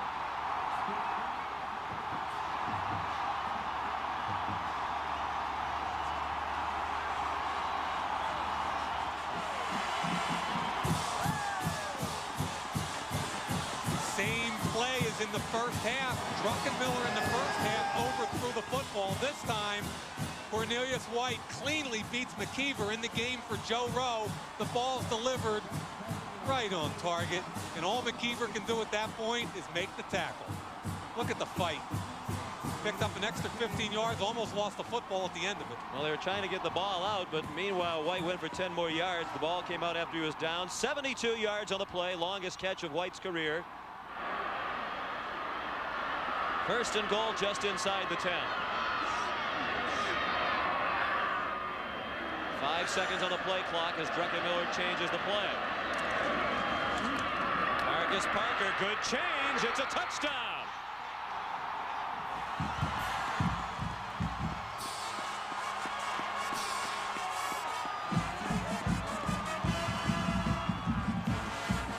Hey, that big Gennaro DiNapoli is having a heck of a football game, folks. The right guard cleared the way for Marcus Parker, who dances into the end zone. That big offensive line from Tech starting to take a toll. T.J. Washington, the right tackle, very slow to get up after that touchdown. They've already lost Jay Haygood, the left tackle, for the game with a sprained ankle. Kibble adds the extra point. Marcus Parker, the junior from Roanoke, a 9-yard touchdown run. And the Hokies have their largest lead, 11 points at 20-9. A smart tailback will follow the big fella every time. Watch what happens with DiNapoli. Pulls out from the right side into the hole. Parker's behind him. Get underneath him. Accelerate. Touchdown. Biggest Big East battle of the year. Miami storms into the Carrier Dome and meets magnificent McNabb in Syracuse. The Big East title is on the line tomorrow on CBS. That Miami-Syracuse game tomorrow from the Carrier Dome at 3:30. Miami with a victory would create a three-way tie for the conference football championship. Syracuse with a win would win the title outright for the first time. Virginia Tech leads this non-conference game 20-9. Final game of the regular season for each team. Tech at 9-1, Virginia 7-3. Virginia already heading for the CarQuest Bowl. Tech's bowl destination still up in the air. The scoring drive 78 yards, 72 on the pass play. Druckenmiller to White, the longest play from scrimmage for VT this year. Kibble kicks off. Antoine Harris is going to run it out again. He tried last time and didn't reach the 20. This time he's out to the 26. Keon Carpenter brought down Antoine Harris, who had that big interception return for a touchdown against North Carolina in the last game that turned that game around. Looked like George Welsh was telling him when it's stay in the end zone. He sure was. Now, I think the difference in this football game is the red zone. UVA in 3 possessions has a total of 9 points, 3 field goals. But look what Tech has done. 3 possessions, 3 touchdowns. And Sean, we talked about it in the first half. You get in the red zone, you've got to score touchdowns. Drive begins at Virginia's 26. Brooks on the rollout has his man. Slipping down was the backup tight end, Casey Crawford, the redshirt freshman from Falls Church, with just his 3rd catch of the year. You know, we talk about 1st and 10, throw the football off play action, and that's exactly what they do here. What happens when play goes that way, quarterback comes off, and the tight end finds a slot right in there. This is what I think you have to do with the 8-man front. There's the play action. Tight end finds his slot, deliver the football. Looks easy, doesn't it, folks? Yeah.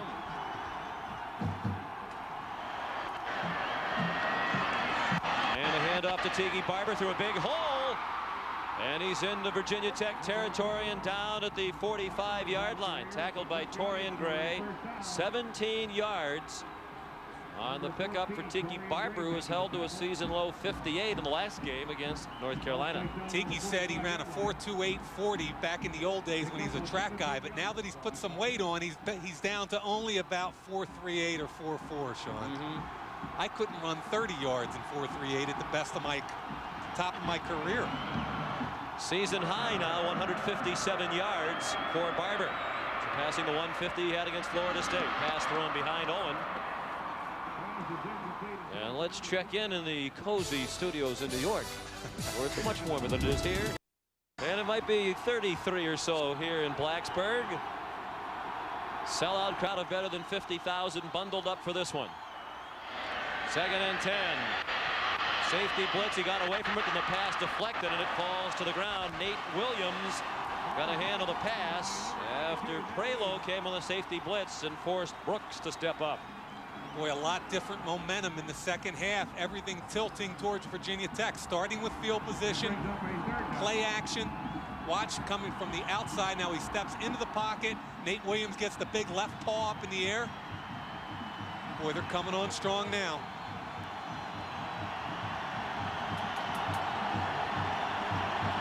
Third down and 10. The Cavaliers are 3 out of 9 on 3rd down today. They trail 20-9 with 4.5 minutes left in the 3rd quarter. Brooks with a 4-man rush, a lot of time to throw, going deep toward the end zone. Lots of contact and a flag down. Owen knocked to the deck by Lauren Johnson, and he turned and hung his head after he saw the flags near the 10-yard line. Now Johnson, I thought, had a great first half, and he's been struggling with Owen a little bit in the second half. Got beat on a couple two deep dig routes, and now he's going to get called for interference. But remember, college football, it doesn't go all the way to the point of the foul. It's a 15-yard penalty with an automatic first down. Left arm is clearly on Owen, pushing him there. The question is whether it's catchable. I think it was. There's the left arm. Pushes off a little bit. Look back for the football. Didn't look like a huge shove. Looked like the hand had been there for a while. Brian might be in the drama school. Well, remember, he's a former punter, right? He was a walk-on punter, yes, so he's got that drama stuff in him. Virginia's done very well over the years with walk-ons who've played wide receiver. Patrick Jeffers, who's now in the NFL, was a walk-on to UVA, as was Derek Dooley. What a fine career, the son of Former Georgia coach Vince Dooley played at UVA. Walk off to the 30-yard line. Barber just inside the 30, and that's all. It was Meyer and Newsom. Yesterday, Bud Foster, the defensive coordinator, told us if Newsom was 6'2" or 6'3", he would definitely be a first-round draft pick in the NFL, but he's only 5'10". They like to compare him to Sam Mills. Yeah, I think that's a valid comparison. At 5'9", he's just it's one of my frustrations. When pro scouts watch tape, they want to know how big you are. And I just want to know if you're a player. And this guy makes more tackles than anybody on that football team when he's healthy.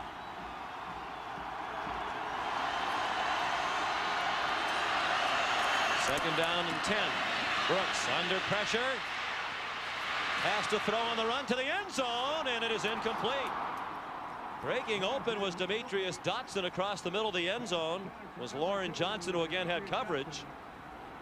And that was very nearly the completion for a touchdown. Dotson had some space. Dotson's a quick wide receiver. As Sean said, had some space. The ball could have been delivered.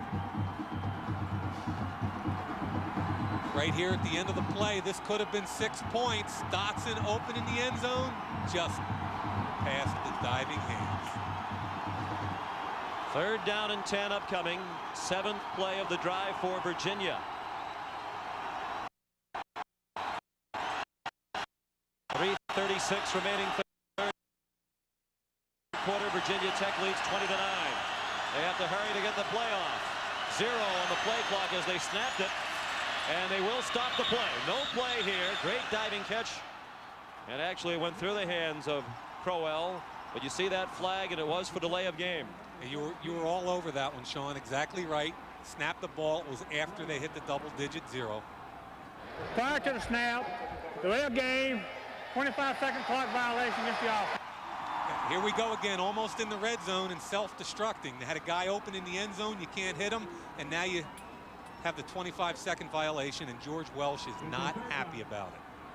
Well, he was hollering at the official, but it was clear that the clock was at 0 when the ball was snapped. George has been around long enough to know you got to take advantage of opportunities when they arise, and they have not done that today. Dotson, who looked a little bit woozy after diving for the ball in the end zone a moment ago, is back in the 3 wide receiver set. Third down and 15. They come on a blitz. Brooks trying to run away from Simonis. Throws on the run. Incomplete. He threw it out of bounds. Nearly crashing into the kicker's net. On the near sideline was Nate Williams. And it was Simonis who forced Brooks to throw just before he ran out of bounds. He's kind of a combination strong safety, outside linebacker, defensive end in this 8-man front.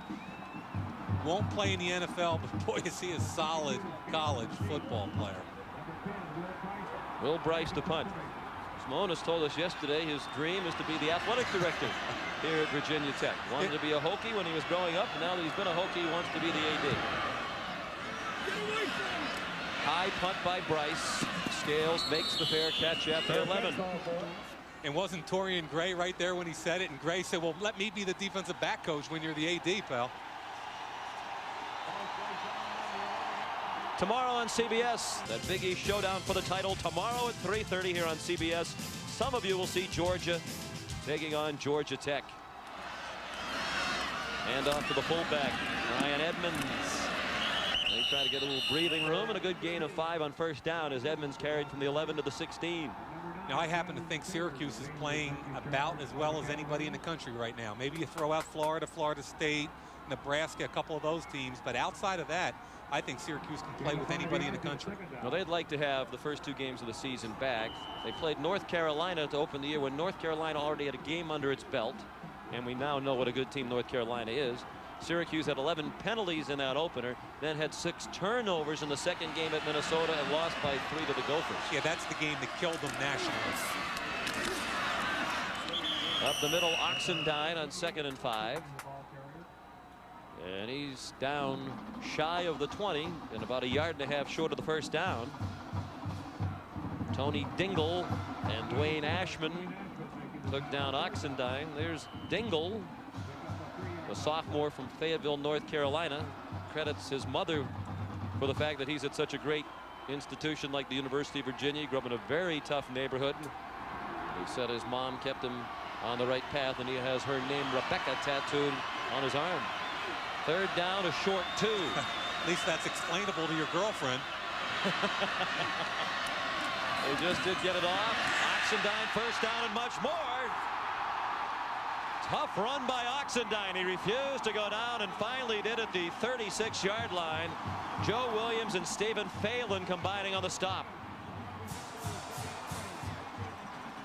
For the right side of the Tech offensive line, watch DiNapoli and T.J. Washington. They just take Todd White, number 91, push him 4 yards back. The good cut in the hole. Another big first down. And Sean, what do we talk about in the first half? The offensive line being patient, don't get panicked, just stay in there and keep hitting people, and eventually you wear down a defense, and that's what's happening today. 1:20 remaining, third quarter. Tech leads 20-9. Edmonds fumbled earlier. He's being very careful with 2 arms around the ball now. Anthony Poindexter made the tackle on Edmonds. Elsewhere in college football today, Nebraska in a battle with Colorado in Lincoln. Edmonds through a hole, first down out to midfield. Wayne Ashman bumped him out of bounds. Gain of 11 for Brian Edmonds. Well, they're just blowing people off the ball right now. Out of the shotgun, what's going to happen is they're going to take number 32, run him on a sweep. Watch 75, zone block outside. Watch what happens. Inside handoff. Good job with the zone block up front. Once they get the corner beat, number 9, Shannon Taylor, gets blocked. It's a first down. Virginia Tech 17th in the nation in rushing offense, coming in 229 yards per game as a team. And they're chewing up yardage on the ground now. Oxendine gets 5 more. Down to the 45-yard line. Dingle and Poindexter made the tackle. And with 20 on the board today, Tech has now scored 20 or more in a school record 17 straight games. Here's a look at the top 10. Florida and Florida State tomorrow. Arizona State idle until the Rose Bowl with Ohio State. Nebraska and Colorado head-to-head today. That's Ohio State waiting for the Rose Bowl. BYU will play Wyoming in the WAC final. Penn State done for the regular year. Tennessee's at Vanderbilt tomorrow. 7th play of the drive here. Fake handoff. They throw it to Stewie in the flat. They've seen that play a few times, and this time they respond to it. And it's Joe Williams coming up from the secondary. Williams, a reserve defensive back all year. He's had a big day today. This is the exact same play and the exact same move that he made in the first half on the quick screen. Good job by Williams. That's the end of the third quarter, a quarter dominated by Virginia Tech. The Hokies 20 and Virginia 9 will return to Lane Stadium after this message and a word from your local station.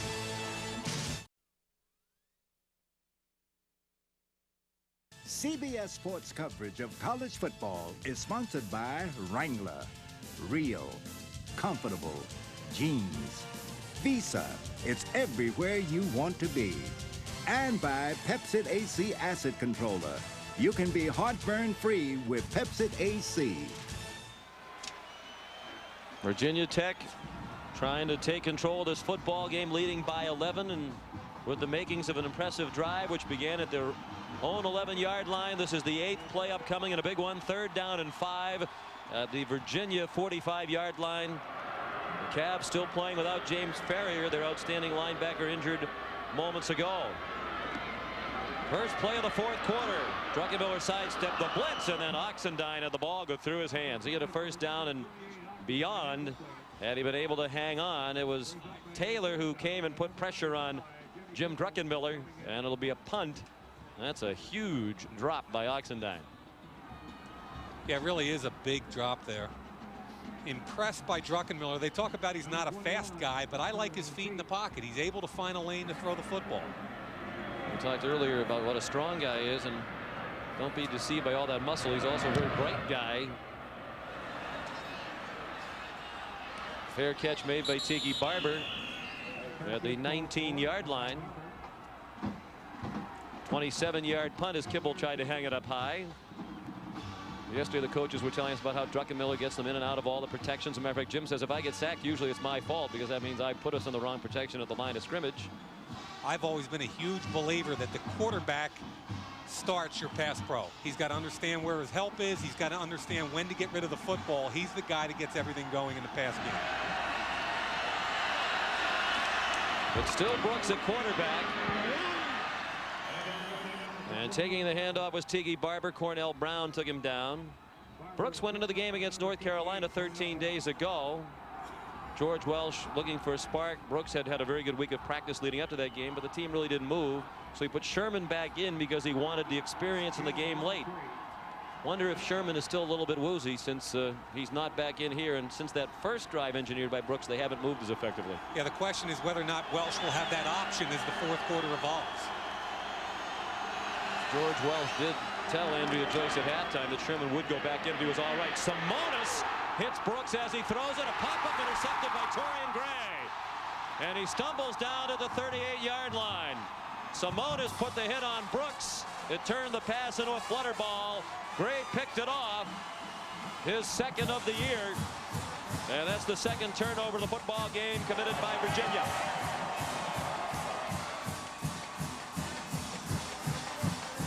Big play again by Brandon Simonis from the right side. There's the hit. And let me tell you what, folks, Brian Owen was wide open down the field. That is a huge play by Simonis. An alert catch by Gray. Watch from the left side of your screen now. There's the hit. The ball pops straight up in the air. Gray makes the play, but Brian Owen was wide open on the out and up. Torian Gray's a senior from Lakeland, Florida. Marcus Parker, the ball carrier. There's Torian Gray. He had a big interception in that game at Miami. Game-clinching interception.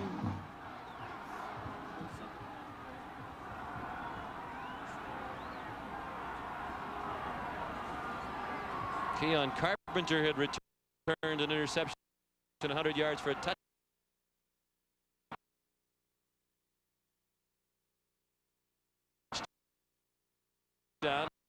And then as Miami went down the field again.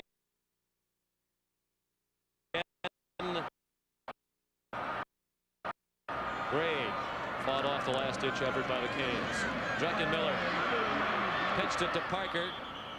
Parker's down at the 33. We check in with Andrea Joyce. All right, Sean, I just spoke to Virginia team doctor, Dr. Frank McHugh, and he confirmed what you suspected. Sherman is still a little fuzzy, not feeling well, and they said that he is not going to be in for the rest of this game. Back to you guys.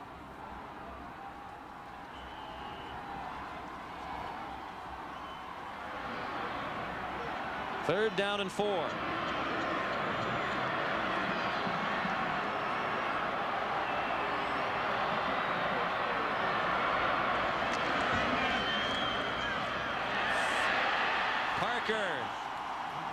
Close to a first down. Needed to get to the 28-yard line, just shy of it, and that's just about where he is. Shannon Taylor made the tackle.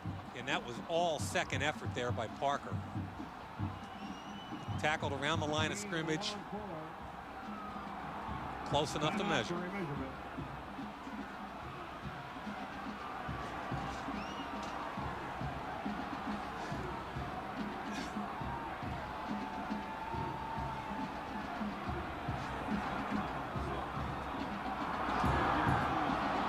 Short by less than a foot. Well, a field goal would be a long one into the breeze with a backup kicker. Yeah, you put the big bodies in here. What was that, about 6 inches to go or something? Big bodies, wedge blocking, probably quarterback sneak. Don't take any chances. Let the big Haas there at 235 just push the pile.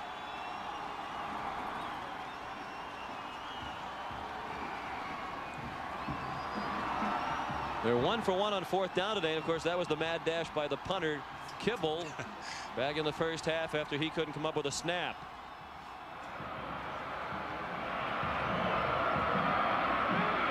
Druckenmiller keeps and got what he needed and more. There is a flag down to the line of scrimmage. Yeah, somebody jumped here. Or even if he had been stopped, the penalty would have given Virginia Tech a first down, and they'll take the penalty, the additional yardage. defense. 5-yard penalty, previous spot, first down. Here we are in the red zone again. Remember, earlier in the game, Virginia Tech was 3 for 3, all touchdowns, while Virginia was only 3 for 3 with field goals. That has been the difference. Here's an opportunity for Beamer and staff to put it away right here. With 12:25 and the clock running remaining in the fourth quarter, Virginia Tech leads 20-9. And they have it first down and 10 at the 24-yard line of Virginia. You know, where's Brian Jennings been? Oh. Druckenmiller was changing the play while Virginia was showing blitz, and they just rammed the center, Billy Conatee. It was Todd White who hammered him. Prior to the snap, offsides by contact against the defense. 5-yard penalty, first down. It looked like Conatee just kind of raised up slightly, which was not a penalty, and then White really jumps him. Watch Conatee, the center. See if he just slightly moves once the hands leave. You see how he moves right there? And now there's the reaction. Well, Todd White thought, because of that movement by Conatee, the flag would be on Virginia Tech. It was not. Conatee's taken a lot of pops in his career, 47 consecutive starts, including today's. He's tied now with Chris Malone, a former offensive guard, for the school record. Started every game of his career here. Of course, we'll have the bowl game remaining. Marcus Parker carried. I had a little chat with Conatee yesterday after we left the practice field. Asked him what a kid from Pennsauken, New Jersey thinks of this rivalry. He said, you know, when I was a freshman, I didn't care. You know, who cares about Virginia Tech when you're from Jersey? He said, now it's the most important game on the schedule as far as I'm concerned. Well, hopefully people with ratings diaries in New Jersey care about this rivalry. 4 straight runs for Parker. Now they hand it off to Scales. A little razzle-dazzle. He has blockers. He has a touchdown.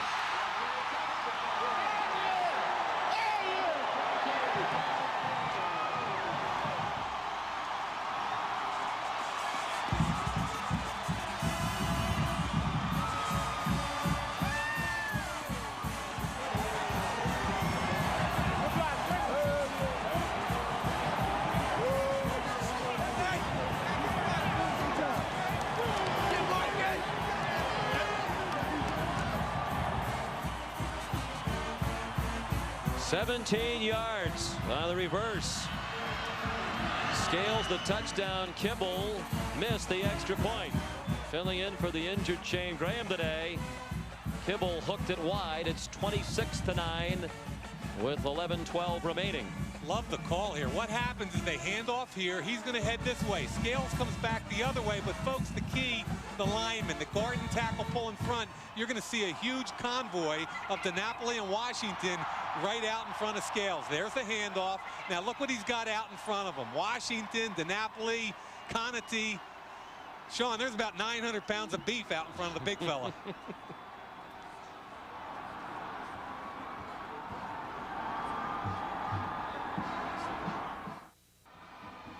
Well, the 17-yard reverse and touchdown to Scales starts right here with the handoff to Parker.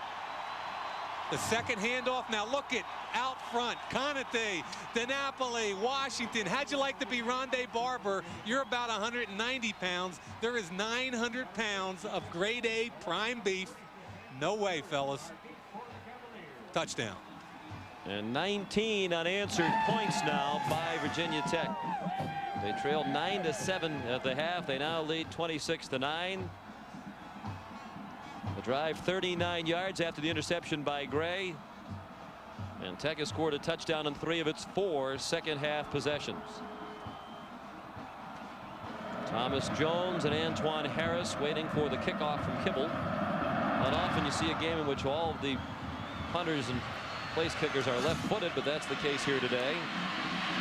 Harris flagged down. Harris down to the 27-yard line. Well, does Virginia have another big comeback in its arsenal? They were down 17-3, and North Carolina had the ball at the Virginia 9-yard line late in the game 2 weeks ago. It'll be an illegal block, a walk-off against Virginia. 95-yard interception return started the turnaround in that game. Virginia won on a last-minute field goal, 20-17. During the return, illegal block in the back of both ways. Return team, 10-yard penalty, spot a foul, first down. And the Cavaliers will need similar theatrics today. We'll have some theatrics tonight at 9 in prime time. CBS Sports again presents Ice Wars, the USA versus the world. Team USA trying to defend its title, led by Brian Boitano, Jill Trenery, and Scott Hamilton. The world team has Katarina Witt, Victor Petrenko, Kurt Browning, and many more. Brooks throws on the run, and it is caught. First down and more for Casey Crawford, the backup tight end, at 2 catches for the year coming in. He has 2 today. He's from a football family. His dad, Dennis, played at the University of North Carolina. Casey himself was drafted in baseball, the 16th round by the Atlanta Braves, but decided to play college football instead. The situation here, Sean, aside from bad field position, this is where Virginia has struggled all year. They're not a good ball possession, move the ball down 80, 85 yards kind of team. They can't get vertically down the field with their pass game. They're trying to deal with the backup quarterback who had completed just 41% of his passes coming in. Brooks on the money. Man open in the secondary is Brian Owen, and he took a big bang from Newsome. Yeah, I on like the that. ground. Like that play. They ran the post cut and Owen underneath on the dig. But Sean, you know, you fumble, you miss a field goal, punt and an interception, so you've got 2 turnovers. You know, that's kind of inept right there.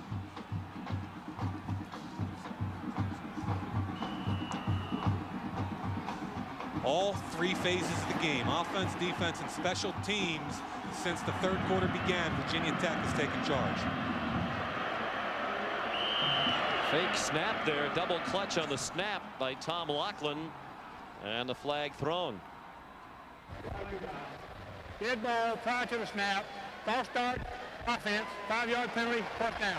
Well, like his opposite number, Conatee, Laughlin is quite a story. He's played the whole year with a rather severe ACL injury. The doctors told him he can't make it any worse, but he's playing with a brace.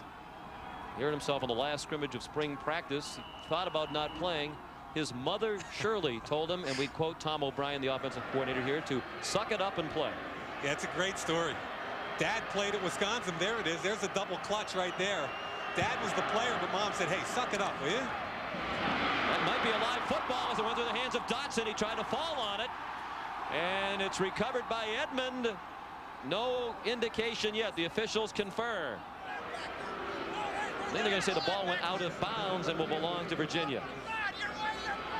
There's been no signal for incomplete pass. We are going to call that a lateral, wow, and the ball went out of bounds. Sean, you called that exactly right. Ball is on the 42-yard line. Let's use that as our reference point. Drops back. Now, where does it hit? About the 43. That's a good call. I didn't actually, where the ball was thrown was the 44, so I'm not real sure about that. George Welsh didn't like the call. There was a worse option. It could have been a recovery by Virginia Tech. Brooks going deep. Single coverage out there, and it is broken up. Nice play by Anthony Midget. Brian Owen, the intended receiver. Midget's a true freshman. But I guess at this time of the year, as they say, the old cliche, you're no longer a freshman, and certainly Midget has played like a veteran today. See him, good coverage. Looking back for the ball is the key, and if you can't catch it, at least knock it down. And in this situation, we are up 26-9. Whatever you do, the cardinal rule, don't get beat deep.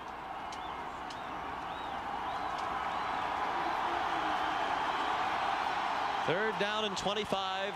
Under 10 minutes remaining now. 9:54 left. Virginia Tech leads 26-9. Brooks. Look out. Throws just as he got drilled, and the pass is incomplete. Through the hands of Derek Bird. And it was John Engelberger who was bearing down on Brooks just as he threw it.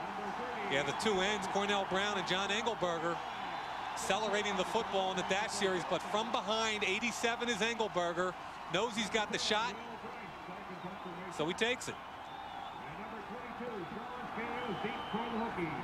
Will Bryce will punt. And Scales will run it back. Tremendous punt by the All-American. Scales backpedal to the 18. And he gets knocked down just shy of the 24-yard line. A 49-yard punt, a 6-yard return. 26-9 Tech. On this brisk evening. Business brisk at the concession stand. The good news, Mike, is you don't have to drive home with that guy. I think he only paid about $1.50 for it, Ooh. too. And in New York, that's about $10. Chili on top of the hot dog. Well, we talked about the lack of respect from the media pollsters in the AP poll. Virginia Tech only ranked 17th. You wonder what they have to do to convince people they're better than that. They've won 19 of their last 20. This will be 7 straight wins against ranked opponents if they hang on and win this one. And yet they linger at number 17 with only 1 loss at Syracuse against a very good Syracuse team. And that game was 24-21 at the start of the 4th quarter. Yeah, I've got a huge problem with the media as far as the 17 ranking in the AP poll. Why is Tennessee, Notre Dame, Penn State, and every other team in the country with 2 losses ahead of Virginia Tech, which has won 19 of their last 20 and beats every top 25 team they play? I mean, the Big East does not get the respect they deserve at the top rung of their conference. Syracuse, Virginia Tech can play with anybody right now. Even though Miami's down a little bit, you talked to Frank Beamer about the athletes on that Miami team. They still have tremendous talent. 2nd down and 8. Tech just trying to run some clock. Behind that big offensive line, it's Ken Oxendine. Well, here's the story tomorrow when Syracuse plays Miami here on CBS. Syracuse wins. They win the Big East title outright. They are the Big East representative in the Alliance Bowl. But if Miami wins, Miami, Syracuse, and Tech will all be tied. Tech beat Miami. Miami will have beaten Syracuse. Syracuse would have beaten Tech. So they'll go by the best combined ranking in the poll. And right now that favors Virginia Tech. Take 17 and 9 is 26 divided by 2. It's an average of 13, which would beat everybody else. And if Syracuse loses, they get the Alliance. Oxendine, nice cut. And he's cut down to the 35, but he has a first down. Stephen Phelan chopped him down. This is why they like Ken Oxendine in the hole, make Shannon Taylor look bad. Come the pulling guard and tackle on the backside. The dip outside. Now watch the break right there. Blows right by him. Good job. Once again, I was wrong. It wasn't Taylor. It was Poindexter, the free safety. Makes the cut inside the free safety. Good running. And a good tackle by Phelan, who's another walk-on. He's now on scholarship. Yeah, he's a great story. We'll tell it in a moment. 35-yard line, 1st and 10. Edmonds, the fullback, into the line. Stephen Phelan is a junior from Montgomery, Alabama. Wasn't really heavily recruited out of high school. The public address announcer for his high school football games is a fellow named Chet Moeller, who was an All-American defensive back at Navy for George Welsh in the 70s. He called George and told him about Stephen Phelan, told Stephen Phelan about Virginia. Stephen wanted a good academic school, and certainly Virginia's a great school, so he walked on and is now the starting strong safety. Graduated in May, has a year of football eligibility left. The coaches don't know if he'll come back. He has a 3.7 GPA and a room on the lawn, which is a very big deal in Charlottesville. Deep pass, incomplete. Intended for Sean Scales. Those rooms on the lawn in Charlottesville go to distinguished students and campus leaders, and he's the only football player, Stephen Phelan, with a room on the lawn. Scoring summary, if you joined us late, Virginia scored quickly. An 80-yard run by Tiki Barber in the first play from scrimmage set up a 19-yard field goal. In the 2nd quarter, Rafael Garcia kicked his 2nd field goal. It was 6-0. Then the first touchdown of the game, a 16-yard pass to Edmonds on a screen. Garcia's field goal made it 9-7 at the half. It's been all Tech here in the 2nd half. Michael Stewie, a 21-yard reception. Marcus Parker, a 9-yard run. That made it 20-9. Oxendine on the draw. On 3rd and 9, he got 4. And they'll have to punt. And the most recent touchdown on the reverse, Sean Scales, 17 yards. Sean Scales, another great story. His father left the family home when he was 2. His mother became addicted to drugs. While he was in junior high and high school, he lived with 7 different surrogate families. His coaches and teachers helped him all along the way. They helped raise money to send him to Fort Union Military Academy so he could get his grades up to go to major college football. And here he is starring at Virginia Tech as a junior. Kibble to punt. Tiki Barber standing at his own 20. 6 minutes remaining. Came after the punt, did not get it, and Kibble boomed it. Barber watches it sail, and it bounces into the end zone. A 60-yard punt.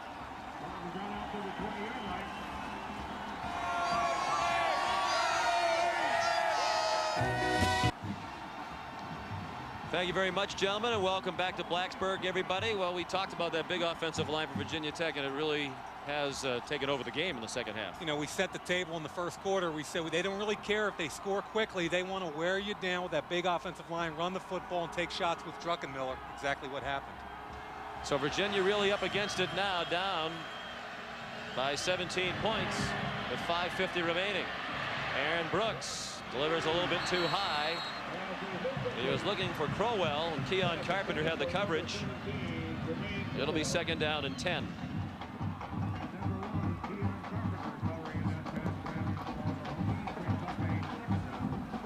Virginia started the year 4-0. That was a surprise to some, given that they had a lot of question marks. They had a new quarterback. They had to replace Mike Grohl, who was a great college quarterback, in the words of Tom O'Brien. They also had 2 offensive linemen who went to the NFL, a tight end who went to the NFL, wide receiver who went to the NFL, and Patrick Jeffers. So it was a totally new offense. Hey, Sean, where do the Grohs live? Grohs live not far from my family in beautiful Hingham, Massachusetts.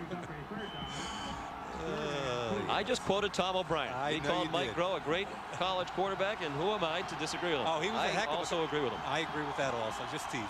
And his father, Al Groh, the defensive coordinator for the New England Patriots, is an outstanding football coach. Pass on target to Demetrius Dotson. Lauren Johnson had the coverage. 11 yards on the gain, and a 1st down. Dotson, a true freshman out of Staten Island, New York, a first-team All-Stater in New York State at Curtis High School last year. He has 3 catches today. Had only 6 for the year coming in. 5:11 remaining. Each team with all 3 timeouts left. Brooks takes off. Has a 1st down into Tech territory, out of bounds at the 45-yard line. 15 more on the scramble by Aaron Brooks. Coming into the year, we talked about the offensive line and who would step up for them. The left side with Karczewski, number 79, and Raley have really been the key. Look at this. Cornell Brown again doesn't get to the quarterback. Cornell Brown, when he came in, was a 205-pound linebacker defensive back. He's now 250. Quickness is his game. Inside handoff, and Tate was waiting for Tiki Barber. Karczewski was one of those players who stepped in. He's a 1st-year starter, and Tom O'Brien thinks he has all ACC potential next year, which will be his senior year. He's out of Gaithersburg, Maryland. Gain of 1 for Tiki Barber. 2nd down and 9. Time running out on the Cavs. 4:35 remaining. Virginia Tech leads 26-9. Brooks nearly went down, now does go down. 3rd sack of the football game for the Hokies. This one for Nate Williams, the redshirt freshman from Jacksonville. His 1st career sack.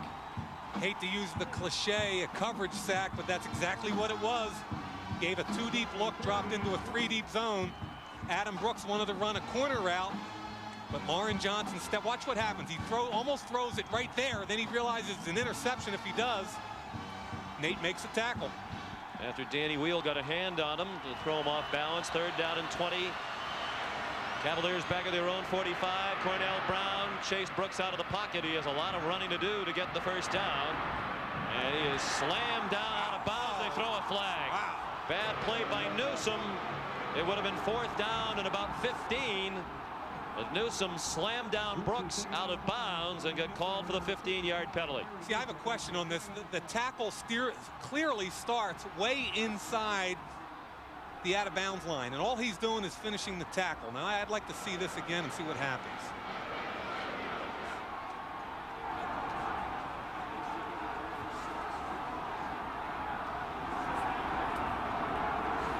Now, he's going to call it unnecessary roughness, but let's take a look again.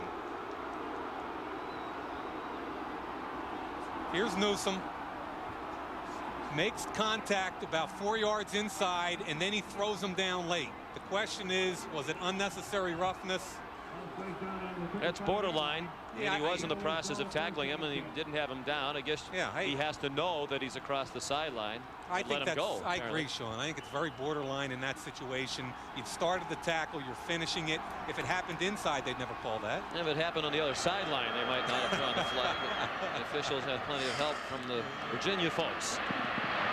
After the big penalty, Brooks goes to the sideline. Good job of walking the tightrope by Brian Owen.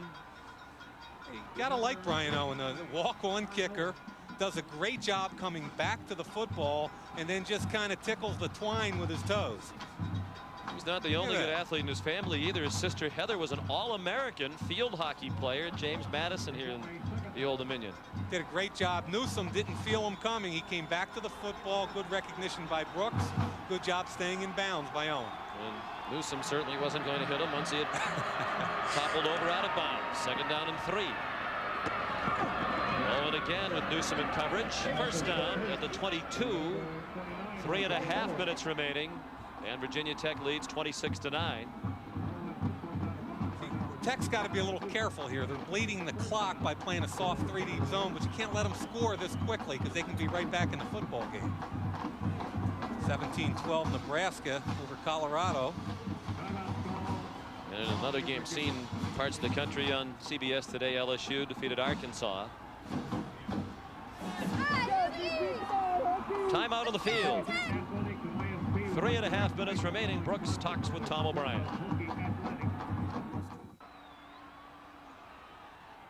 Interestingly, Virginia used one of its timeouts. Now has 2 left, even though the previous play got out of bounds to stop the clock. And it's a first down and 10 play of the 22. 10th play of the drive. Virginia Tech has really softened up its defense. Good scrambling ability by Brooks, and he's close to another first down at the 11-yard line. Brandon Simonis made the tackle. They'll mark Brooks down back at the 11, an 11-yard gain and a first down for Virginia. It was Engelberger who forced Brooks out of the pocket, and then Aaron took off. See if Tech gets more aggressive now inside the 10. Engelberger in pursuit again. Brooks lofts it out of the end zone. Caught by Owen, but out of bounds. Hard to believe Engelberger was a walk-on with the way he's played today.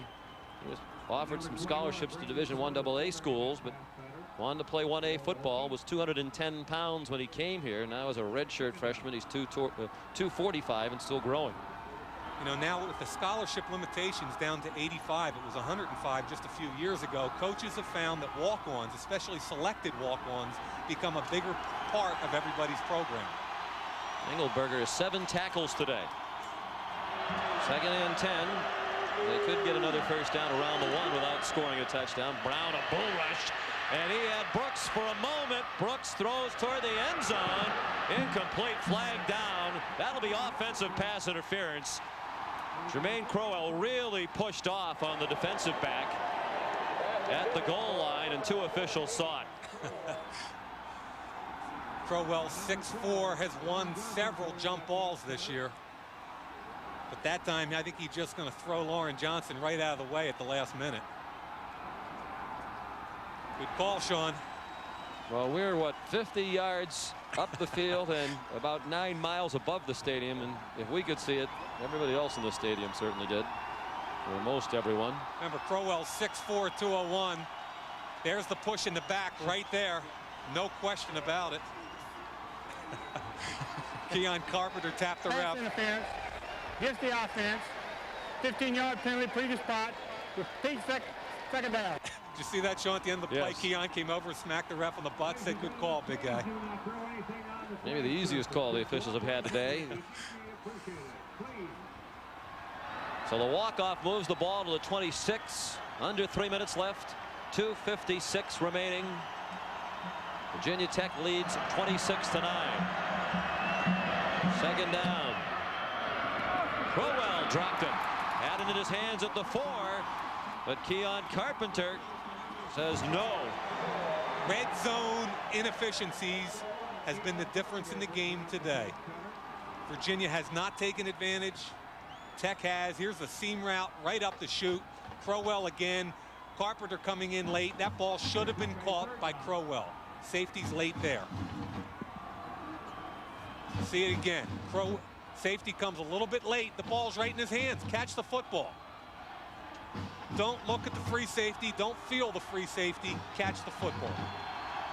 Dropped by Crowell. He idolizes Herman Moore, former great here at Virginia, now in the NFL with the Lions. 3rd down and 25.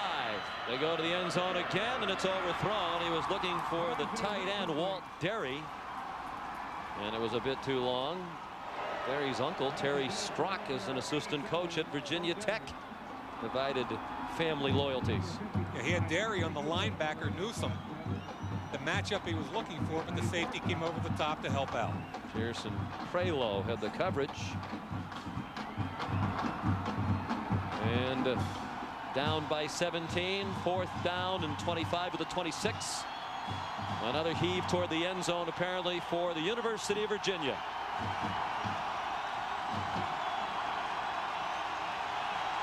Three wide receivers to the left.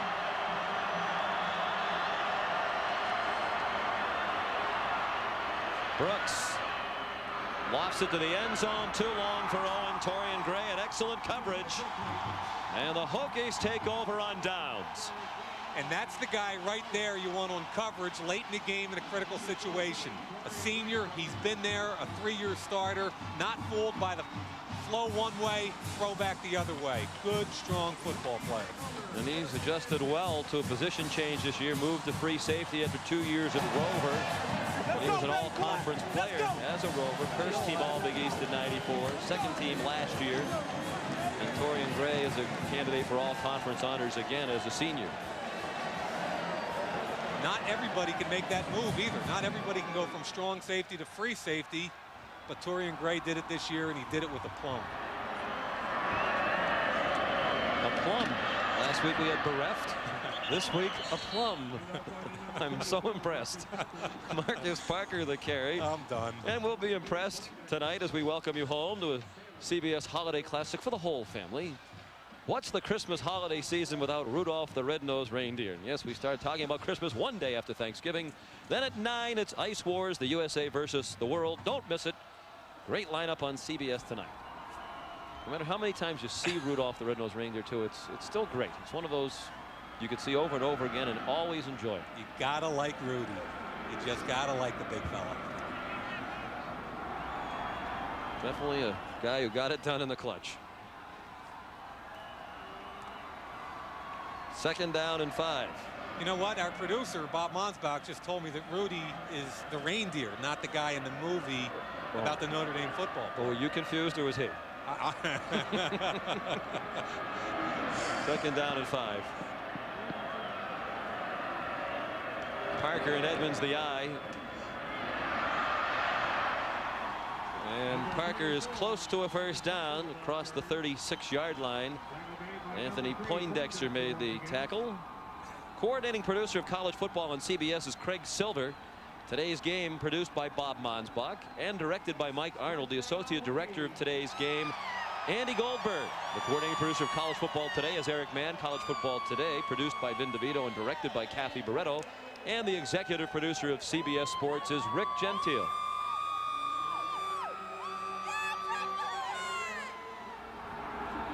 On the day on which Tiki Barber becomes Virginia's all-time leading rusher, it'll be a very disappointing loss for the Cavaliers, who led at the half. Tiki's from a Virginia Tech family. His dad played here. His mother is a Virginia Tech graduate.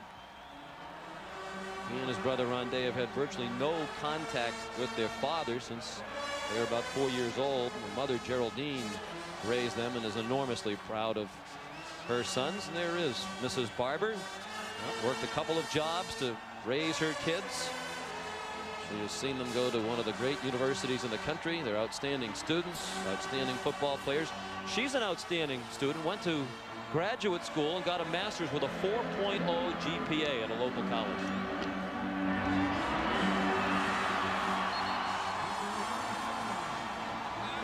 Parker again, bullying his way into Cavalier territory.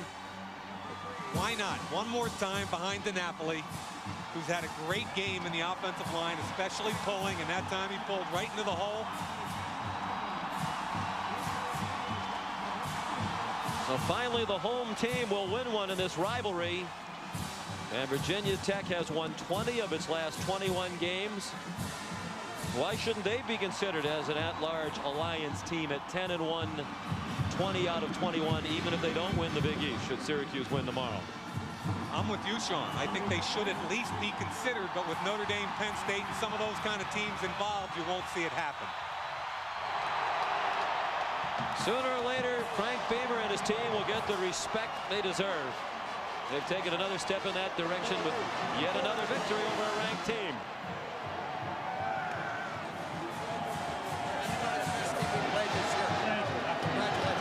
And you could hear George Welsh say to Frank Beamer, "You're the best team we've played this year." Bear in mind, they played Florida State.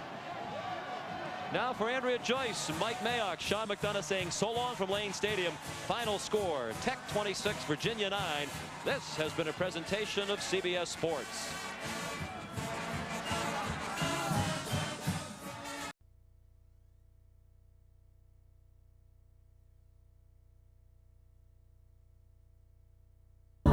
Coming up on Virginia Tech Sports today, the Hokies rally in the second half to beat UVA, capping the best regular season in school history. Anytime you can overcome adversity, and all of us have in our life, but anytime you can overcome it and win, I mean, it's something special. All of your highlights from Tech's win over the Cavaliers is coming up on Virginia Tech Sports today. Tech never needs any incentive when UVA rolls into town, but this year there were a couple of extras. The Hokies still had a chance to get an Alliance Bowl bid if Miami beat Syracuse, and the first ever Commonwealth Cup would be awarded to the winner. The Cavaliers won the toss and deferred to the second half. The Hokies with the ball first. Jim Druckenmiller on Tech's first play finds tight end Brian Jennings for a gain of 11 yards to the 31. What Virginia's defense is one of the better units in the country, and they put the heat on Druckenmiller early, sacking him to end the drive. The Hokies were forced to punt, and the Cavaliers took over at their own 10-yard line. Two receivers to the left on first down. Sherman on first down hands it off to Barber, and he runs ahead to the 15 and 20, and he breaks free. Barber on his way down to the 50, to the 40. Torian Gray chasing him, and he finally tracks him down inside the 20 on the Virginia Tech 11-yard line. What a great play by safety Torian Gray. He saves the touchdown, but the defense had their backs to the wall. The Cavaliers with a first and goal from the 10. The Tech defense, however, responds to the early challenge, stopping the Cavaliers short of the end zone. And UVA settles for a 19-yard field goal by Rafael Garcia. Virginia 3, Virginia Tech nothing. On their next possession, Tech dodges a bullet after failing to get a first down.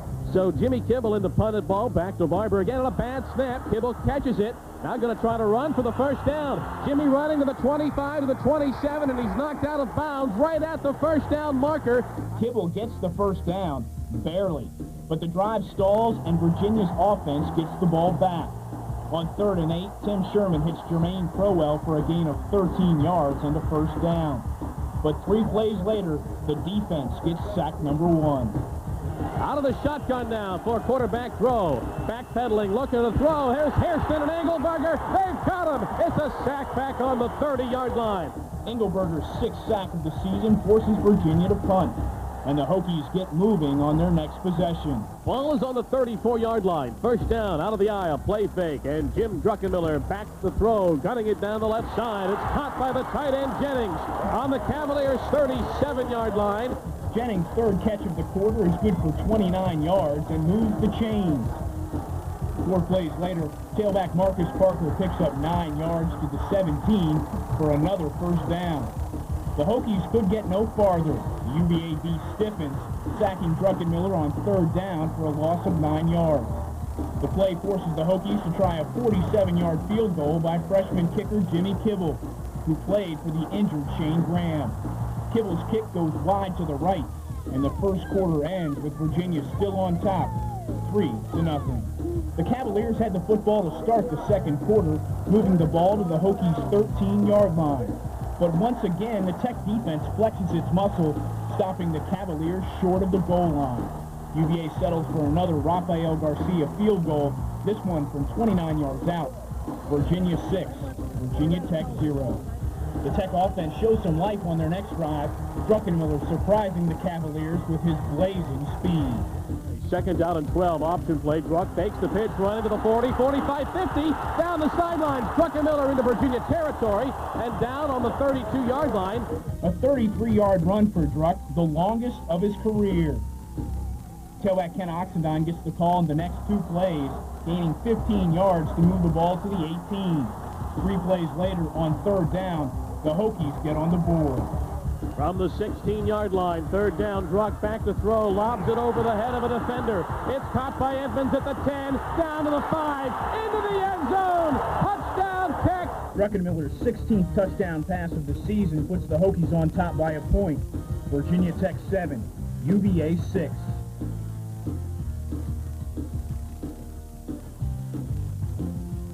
The Tech defense seemed to get better as the game went on, and they were dropping the hammer on UVA quarterback Tim Sherman. Ball on the UVA 39. Back to throw is Sherman. He fumbles the ball as Prelo sacks him, and the Cavs cover it on the 30-yard line. Prelo with the sack coming untouched. Got to quarterback Sherman. Sherman would not finish the game, leaving with a concussion after the next series. With 3 minutes to play in the first half, the offense commits its only turnover. Brian Edmonds loses the football, and the Cavaliers recover at the 48-yard line. The turnover cost the Hokies the ball and the lead. Virginia driving to the Tech 19-yard line where they had a 1st and 5.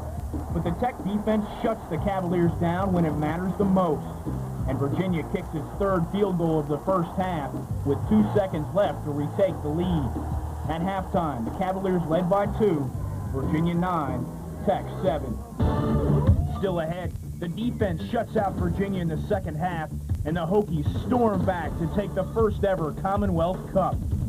Years, Virginia Tech routinely gets better as the game goes on, and that spelled trouble for UVA. The Cavaliers open the second half with the ball and a 2-point lead. They didn't have either for very long.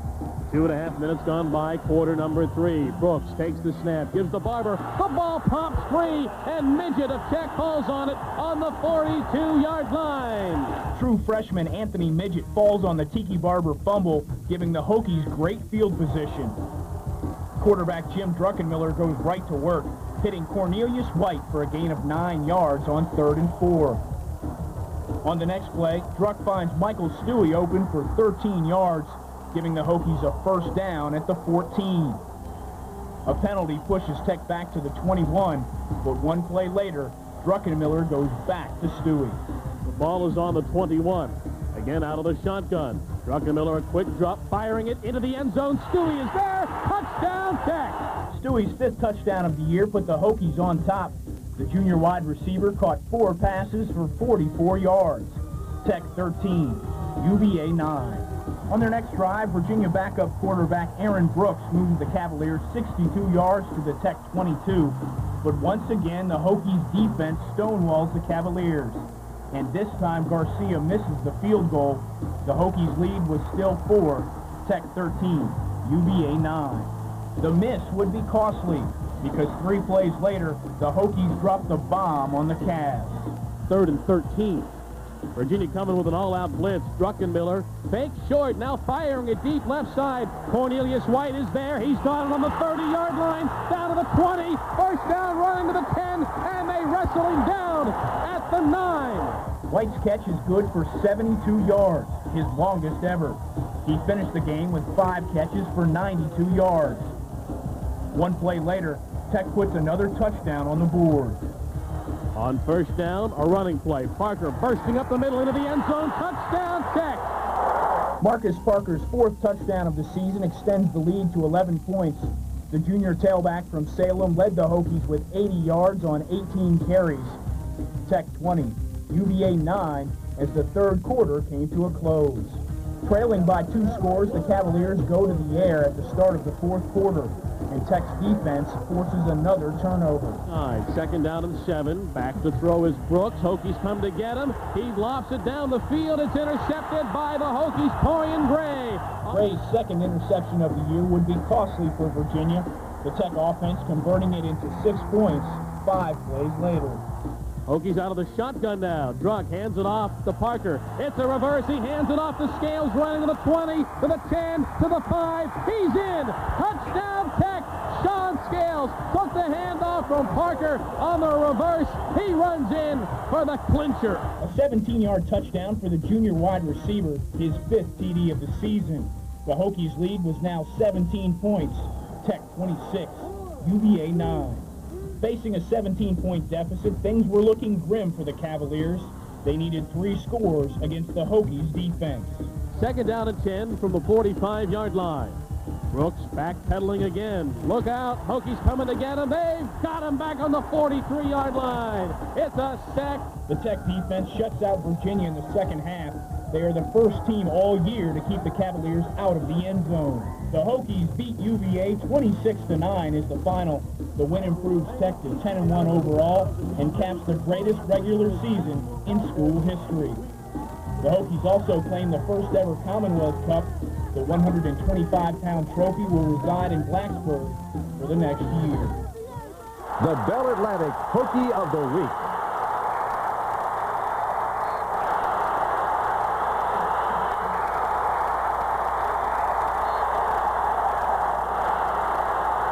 In the big games, you can always count on one thing. Quarterback Jim Druckenmiller will show up. In his 2 years behind center, the Hokies are 20-3, and he finishes his career 2-0 against Virginia. Druck also ended the Cavaliers' 39-game interception streak, which was an NCAA record, completing 15 of 22 passes for 197 yards and 2 touchdowns.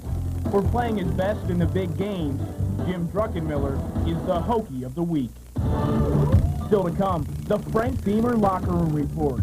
All right, Coach, congratulations, 10-1. It's got a nice ring to it, doesn't it? Well, it really does when you consider all the great players that's been through here. And I talked to my football team a little bit about this last night. I said, you know, separate yourself as a team from, and been some great players. Mike Burnup, Bruce Smith, Don Strock. You just go on, Antonio Freeman. I said, but no team here has won 10 games in the regular season. And I think anytime you can put yourself out there and be the very best, and really the fact that they've overcome some adversity this year and injuries and had a lot of different people in the starting lineups, it says a lot about the assistant coaches I've got, and it says a lot about the character of this football team. I'm just tremendously proud because this is a good football team we beat today. This Virginia crowd's good. You know, how does this rank up there with last year? I mean, last year you started 0-2 and you went out. I mean, that was awful sweet. Well, I think anytime you can overcome adversity, and all of us have in our life, but anytime you can overcome it and win, I mean, it's something special. And last year, you know, we were doing things for the first time, but we were starting the same lineup every week. Seemed like everybody stayed healthy. You know, things just fell into place for us, and we had a good football team there at the end.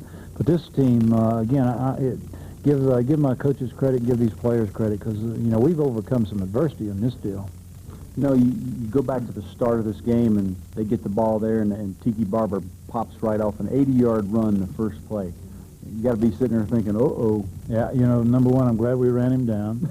And then number two, I'm going to tell you, the first 2 field goals they kicked, I thought that was almost a victory for us, you know, to hold them to a field goal, because they were in great shape to get points on the board right there, more points on the board, both of those. Then the third field goal, you know, we turn it over right before half, and then they drive down and get a field goal. But you know, I credit our defense. You know, we didn't panic. We got into some tough situations, but keep playing, keep them out of that end zone, and then that's big at the end, I thought. Coach, what about these seniors? You got to say goodbye to them today. I tell you, they laid it on the line one more week.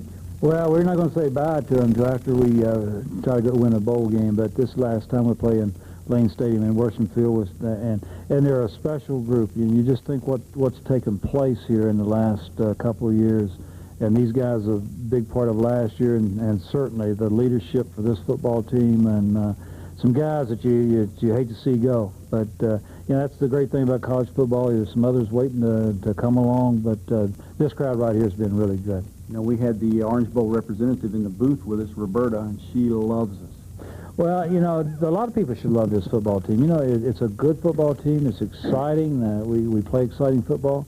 We got great fans that would show up in mass, wherever we would go. So to me, and it's an up-and-coming program. I think that's another thing that's very intriguing right now about Virginia Tech, that it's on the rise. Somebody's telling me there's only 2 teams, Florida and Nebraska, that's won the same number of games in the last 20 or 21. Again, I don't know those stats, but someone's telling me that. And, we're right up there with the best in the country, what we've done here the last couple of years. So I think it would be very attractive to any bowl.